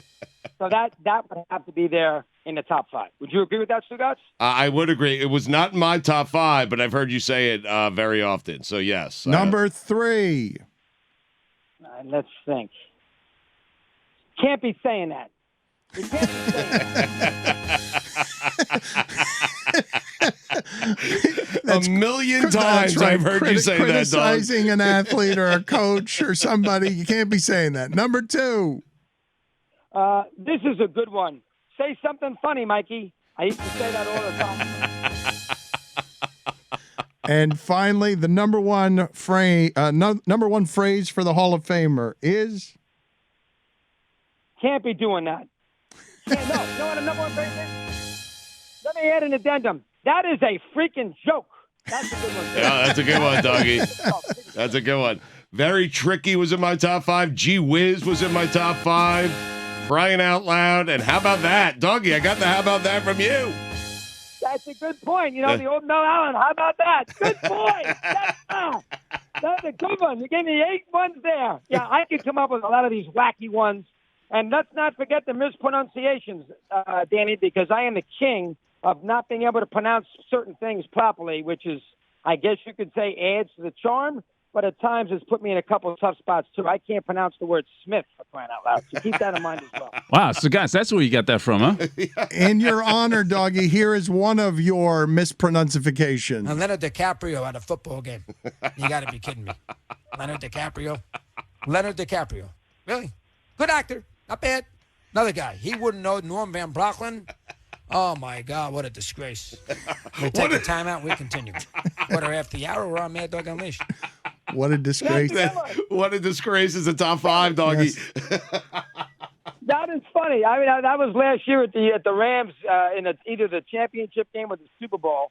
I was all over them. Yeah, my mispronunciations are, they're kind of legendary. It was a lot worse 30, 40 years ago. I've improved a little bit to try to avoid some of those tricky words or names that gets me in all sorts of trouble. So a lot of times, like Kyrgios in tennis, that's always a tricky one. So I had trouble with that for a long time. So I used to call him the big Australian. Things like that. Just to cover myself so I didn't make any mistakes. You are him, Stugotz. I know. It is so great. I can't believe that how about that is a washed phrase that you stole from him and he stole from Mel Allen. And someone will steal it from me, Dan. Thank you, Doggy. Congratulations, sir. We are happy for you. Stugotz, good to have you guys with us. Thanks for the help here today. All right, Doggy. Congrats, man. I have been waiting for somebody to do what I believe this man has done, although I don't know because I have not seen the new documentary, Forced Change, on Hurricane Katrina. It'll be available on iTunes, Apple TV, and Amazon on August 2nd. But I believe that a disaster was poorly covered by the media. One of the great epic natural disasters in our history, as I talk about climate change, and I get told again and again that a city has to be erased before people pay attention. I believe that what happened after Hurricane Katrina in New Orleans was so dirty and awful and happened to people that America doesn't care about enough that I'm guessing that Rennik Scholt in his new documentary is telling this story in a way that's more personal, more intimate, more detailed because he's been working on it for a decade and a half. So thank you for being with us, Rennik. Again, I will tell the audience on August 2nd, if you want more information about what we're talking about, iTunes, Apple TV, and Amazon. But I'm being presumptuous. So you tell me what drew you to this story and why it is that you decided to tell it, because I've been wanting for a long time for people to get granular on Hurricane Katrina and how awful it must be for any human being to have their life washed away from one day to the next and feel like America doesn't care that much. Yeah, well, thank you for that. I mean, I guess I would throw that right back to you is how do you feel like it was covered in the media? Loud, explosive, and after a month, everyone wandered away to the next thing, and lives were left in disarray with flooding and inconveniences and tragedy that is easy to sensationalize, but hard to keep in the news stream 2 years later. Sure. Well, now that we're, 17 years later, I think it's still an important story to tell. I think if you look at the storms that are hitting the world these days, I feel like Katrina was the first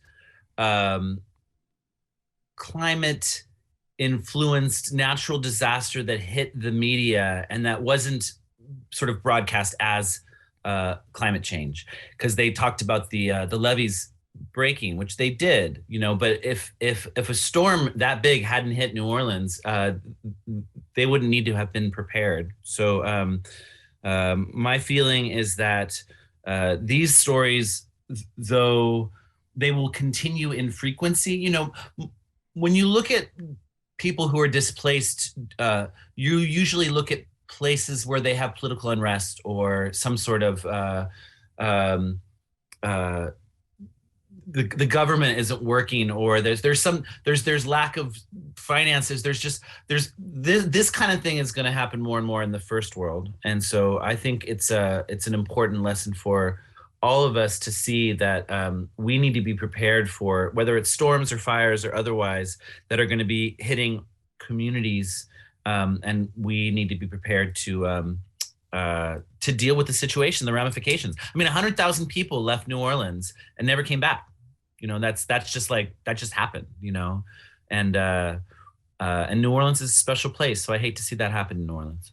And the why on you doing this, the inspiration. Did you yourself move from New Orleans? Why have you been tracking this for 15 years? Yeah, so I moved to New York from New Orleans in 2002. And so I was, very connected to the city. And the reason I followed is just like you were saying, like a week after after Katrina, people stopped paying attention, but I still had friends who were stuck in the city and couldn't get out, So I felt like I was very intimately connected to the news and the people that were there. And I felt compelled to figure out what was going on. And so I went down there the day the city opened up in October of 2005. I had driven from New York with a camera package and went to the city on the day they opened it up to the public and started going into people's homes, mostly people that I knew, and just started filming them going through their stuff for the first time. And that was the inspiration. And I knew immediately, I was like, this is like, it's very intimate. This is very personal. This is loss at a level that you couldn't really understand unless you were actually there with the mask and the goggles and the boots and, walking through the muck. Because you were hurt, because it was wrong, because you're a filmmaker by nature, because it was interesting, because it was good footage? Like, where on the pecking order do you decide to devote 15 years to this?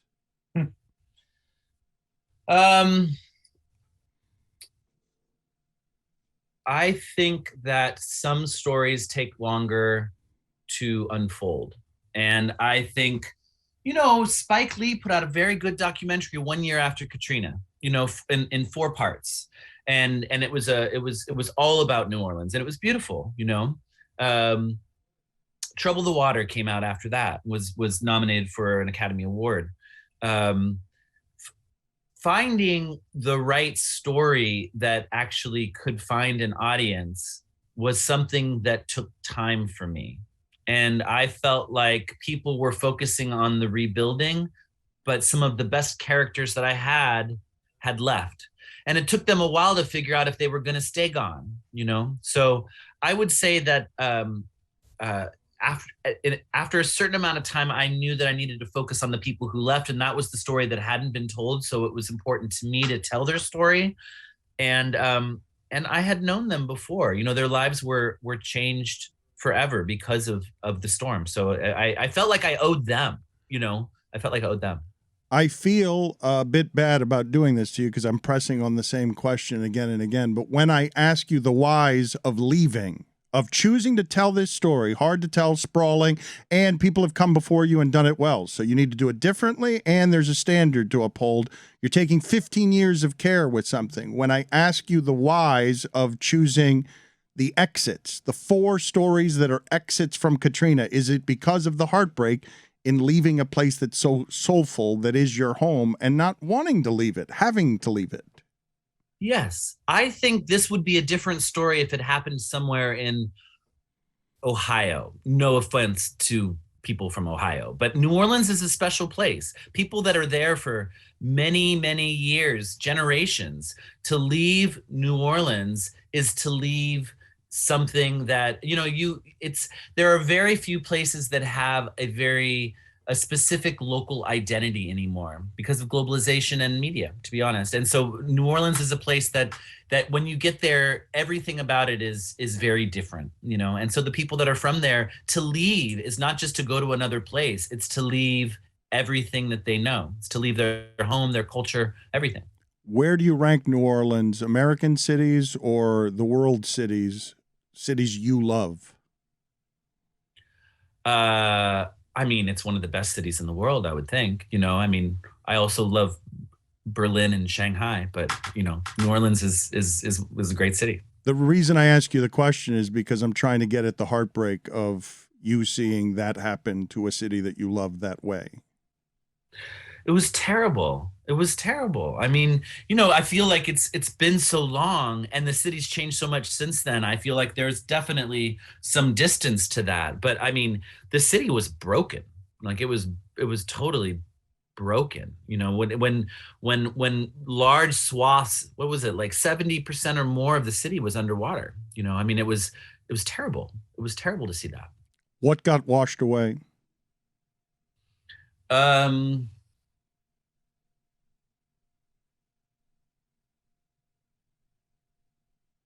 People got washed away. I mean, you know, I remember there was this thing that was said right around like late 2005, early 2006 that like Katrina just washed away a lot of the bullshit.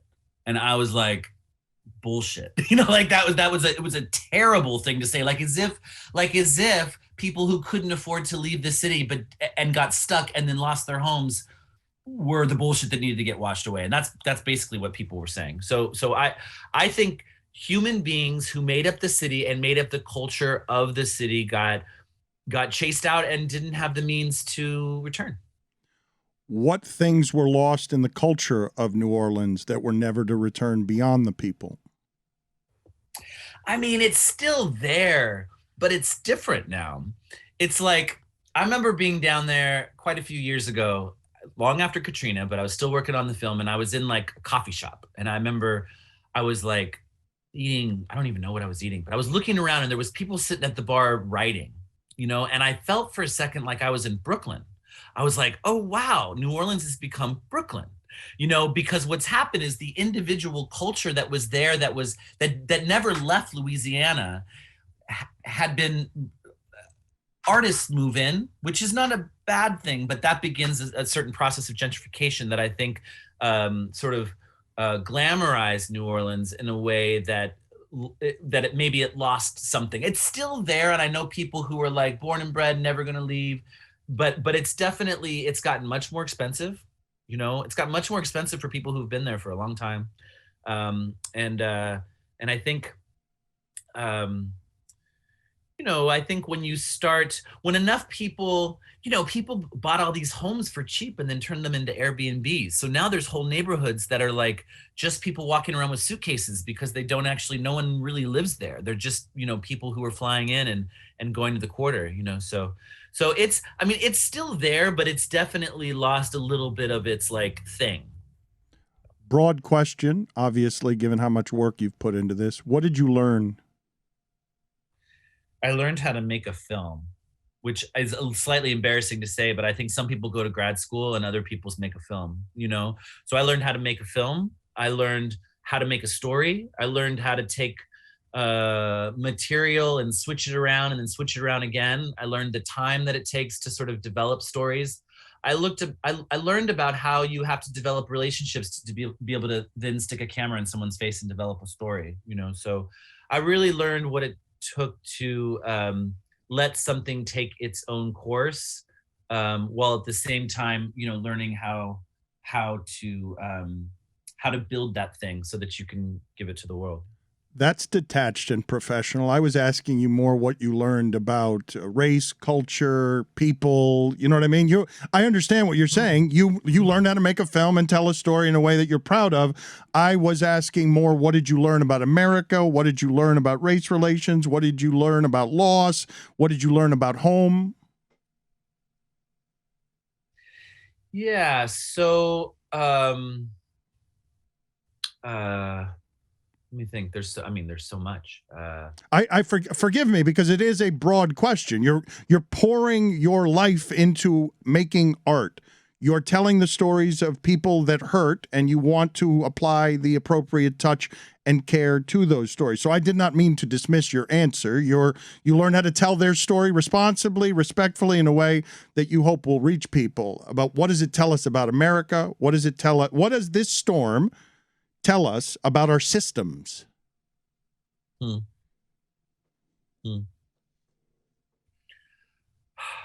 I mean, we're not ready. We're not ready for another one. I learned that if you need stability because you have children, you can't just rebuild. Like, it doesn't, like, you almost everybody who left had kids. Like, they had kids, and they were like, I have to prioritize my family, you know?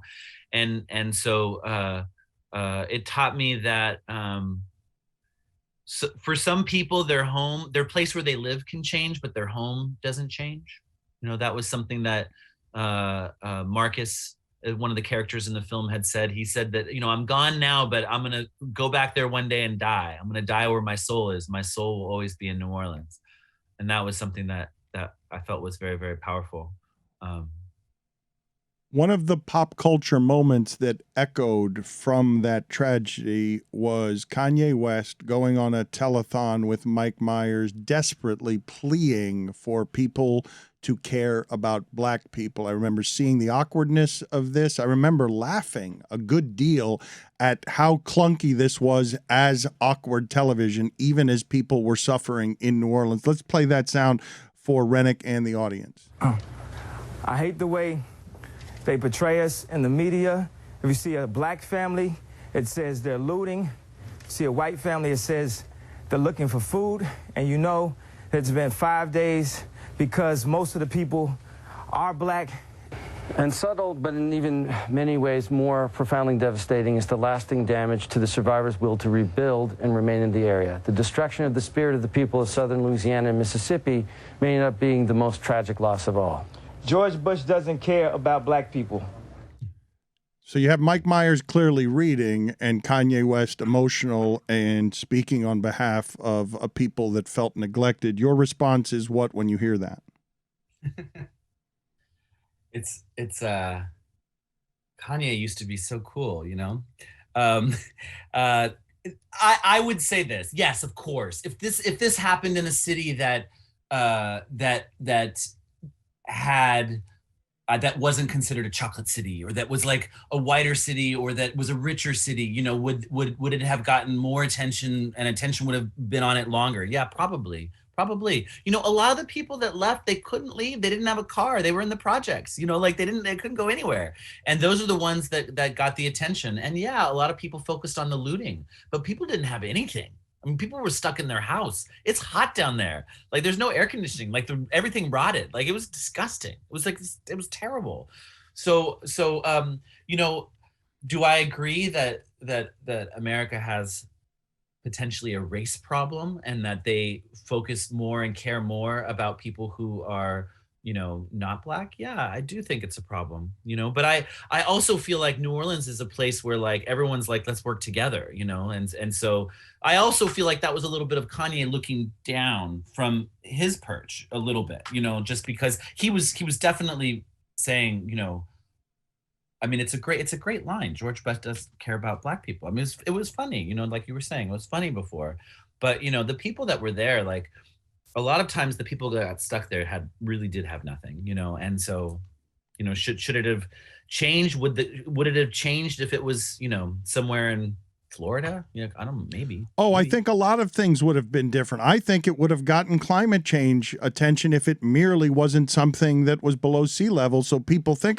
just bad luck, as opposed to, no, this is going to be a storm that is going to envelop other cities that don't necessarily, quote unquote, deserve whatever happens because they're below sea level. Yeah.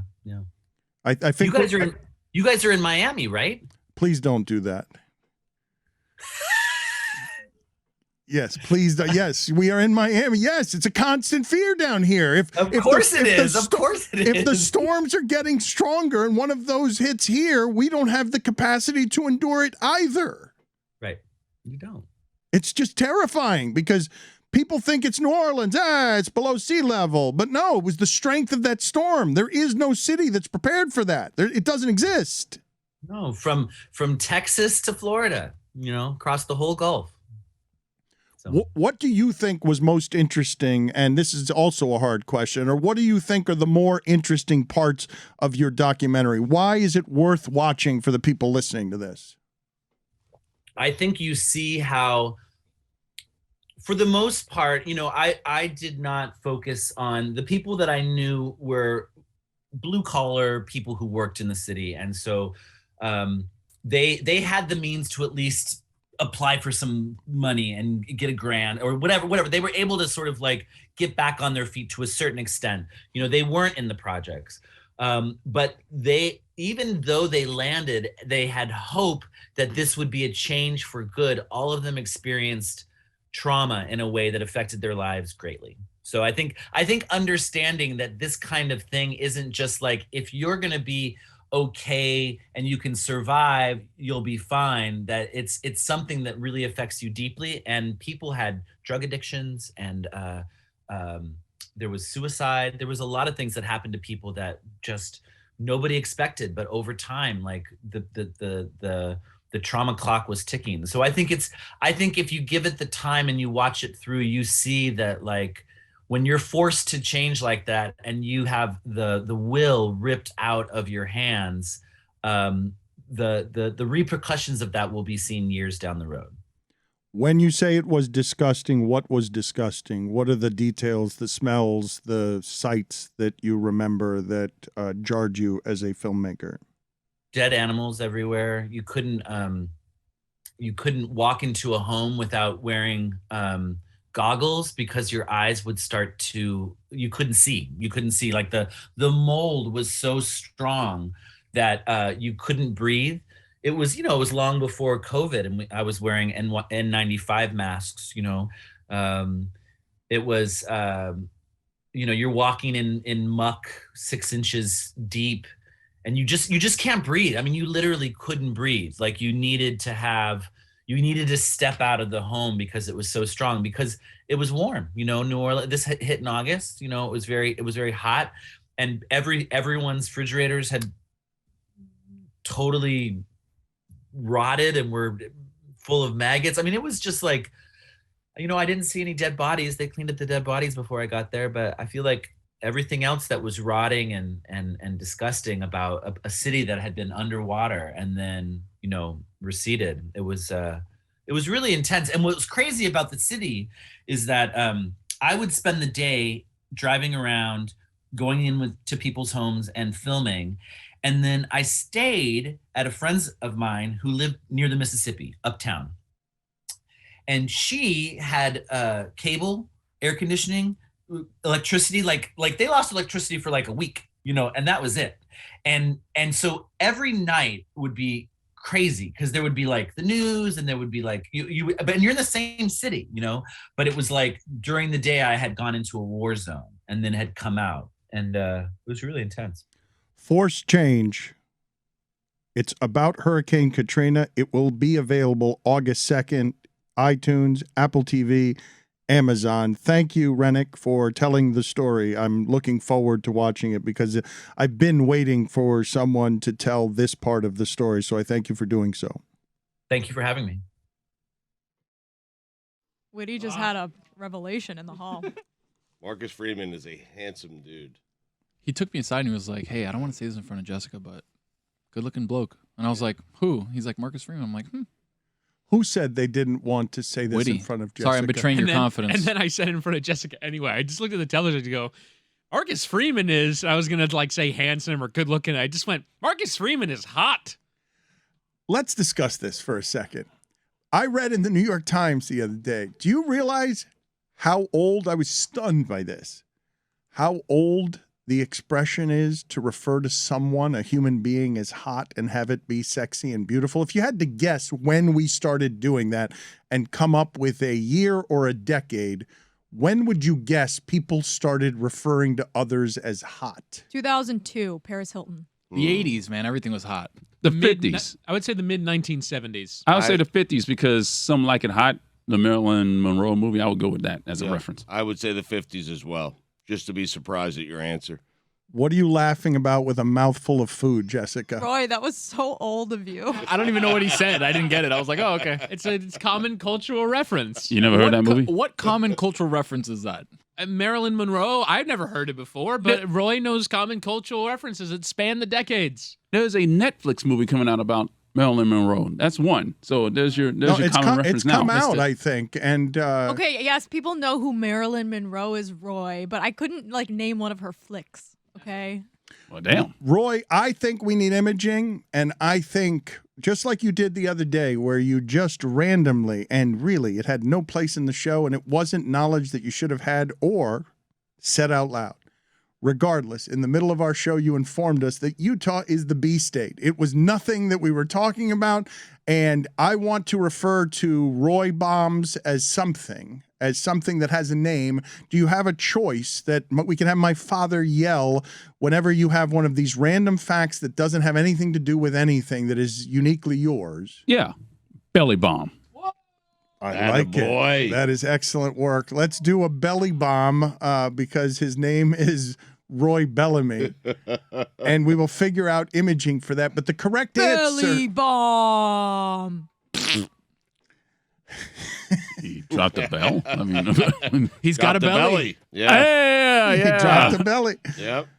The correct answer to my question is right before the Great Depression in the 20s, great-grandma was referring as to some smoldering guy with a parasol and a top hat as hot.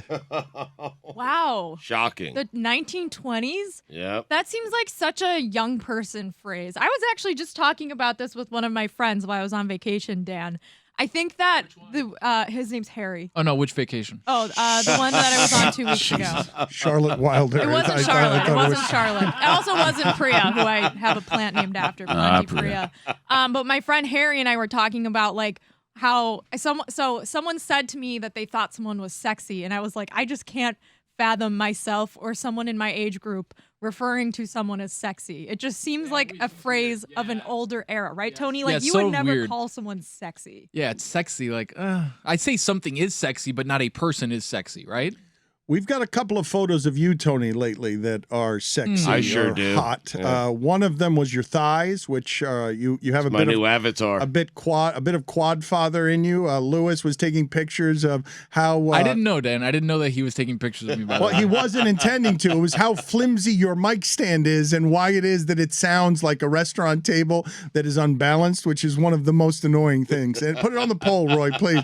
Is an unbalanced restaurant table one of the most annoying things in the world? He was taking pictures of how shifty your setup was, and he got a lot of thigh, and you were wearing shorts. But Stugotz is just showing me his screensaver because he's got it frozen on his phone. You could send that out now, Stugotz, to everybody so they can see what it is. He said he was going to change it to his avatar. It's way too much thigh. I don't know how to do it. The avatar change. I need some help. We call him Thanksgiving because of those hams attached to his hips. Man. There were some hams there, and the shorts were meant to reveal them. That was one of the hottie photos I saw. But when you guys talk about Marcus Freeman, what I noticed was in the middle of tectonic plates shifting in college football, in the middle of a paradigm shift where everything is changing very quickly, I'm here for the revolution that has Chip Kelly laughed at, while Marcus Freeman, who hasn't proved anything, gets believed in just because he's impossibly hot.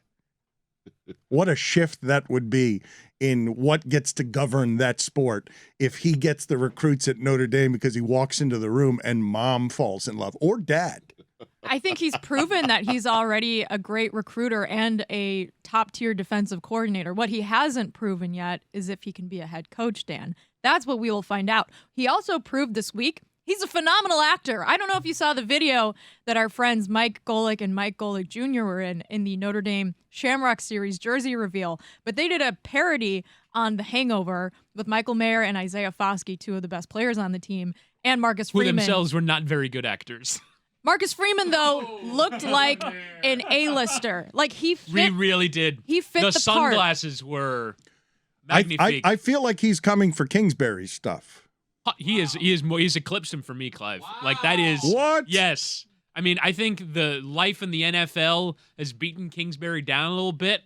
I think he might have to get back on the recruiting trail. Might have to go maybe work a job in Southern California, coaching the Big Ten at either UCLA or USC. And he's got to recapture some magic. He's got to recapture some magic, Cliff Kingsbury, because Marcus Freeman is running circles around Kingsbury right now. Circles. I am living in the age where we're going to see it. It is going to evolve from the coach used to look like Bud Grant, used to look like Mike Zimmer, to at the end it's going to be Marcus Freeman on the front of the ship as the newest of the presidential leaders, and it's going to be because he's smoldering. Jessica says he hasn't proven he can head coach, and my answer to you is I just saw him on First Take. Yes, the fuck he has. He's going to handsome every opponent to death. He's going to stand on the sidelines, and a cornerback is going to blow his assignment because he is looking at Marcus Freeman, and he's just distracted. Like, am I attracted to a man? I did not know that this could be so. I wasn't thinking about that before right now. Marcus Freeman is on one sideline. Frank Beamer is on the other. Who's winning there? And why are you going? And why are you going to Frank Beamer? Yes, Tony. Thank you. He could have gone Charlie Weiss. There are any number of places that he could have gone there. Beamer what are you doing to Frank protecting Beamer? Frank Beamer? He's still with us. Yeah, but still. It's not because he's still with us. Yeah. It's because that's the wrong choice. No, it's not. It's the wrong choice. What about Shane Beamer? Better. Shane Beamer's okay. I mean, you had so many choices. Any of them. Well, Charlie Weiss isn't one of them. I mean, what's wrong with Frank Beamer? He's not. I don't know Kirby Smart. I don't know how like, we feel about the objectification of the Notre Dame head coach. I would just like the record to show that Whittingham and Dan and Stugotz were the ones that called him hot, not me. He is hot. Okay, but I saw how you were staring at the television. Well, I was trying to read the subtitles to see what he had to say. I care about what We he's don't even saying, have subtitles not what he here. looks like. He has a mouth. I'm not seeing anything but those eyes. Like I just fall into them. They're the lagoons.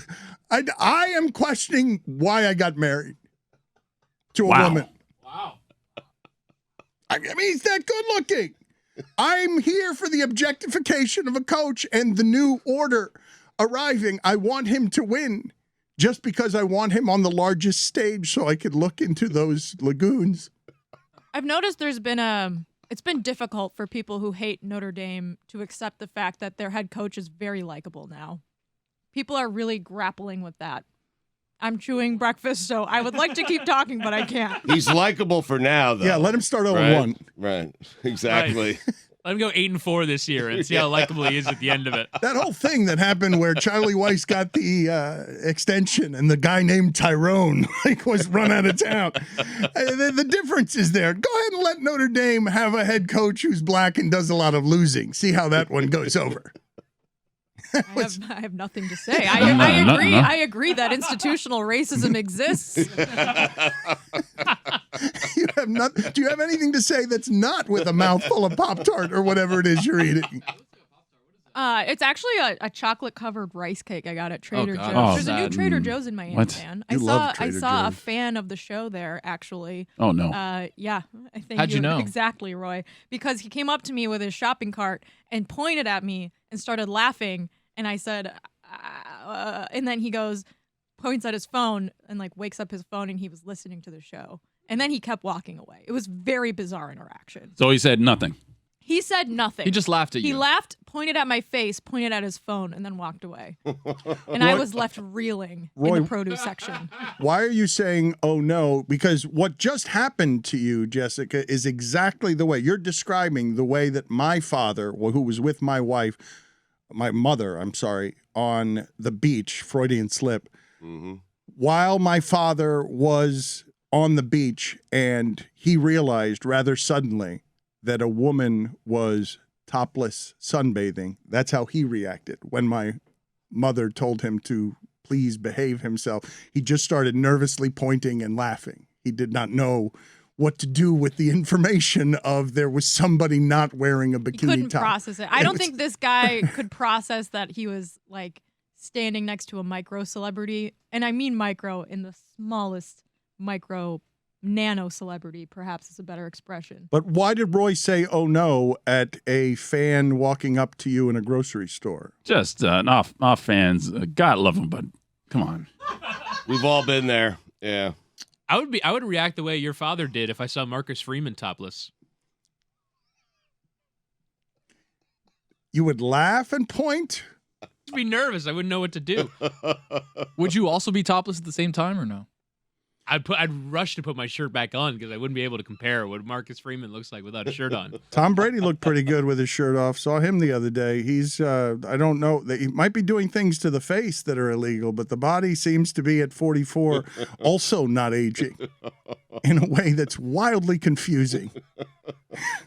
How much you look into that?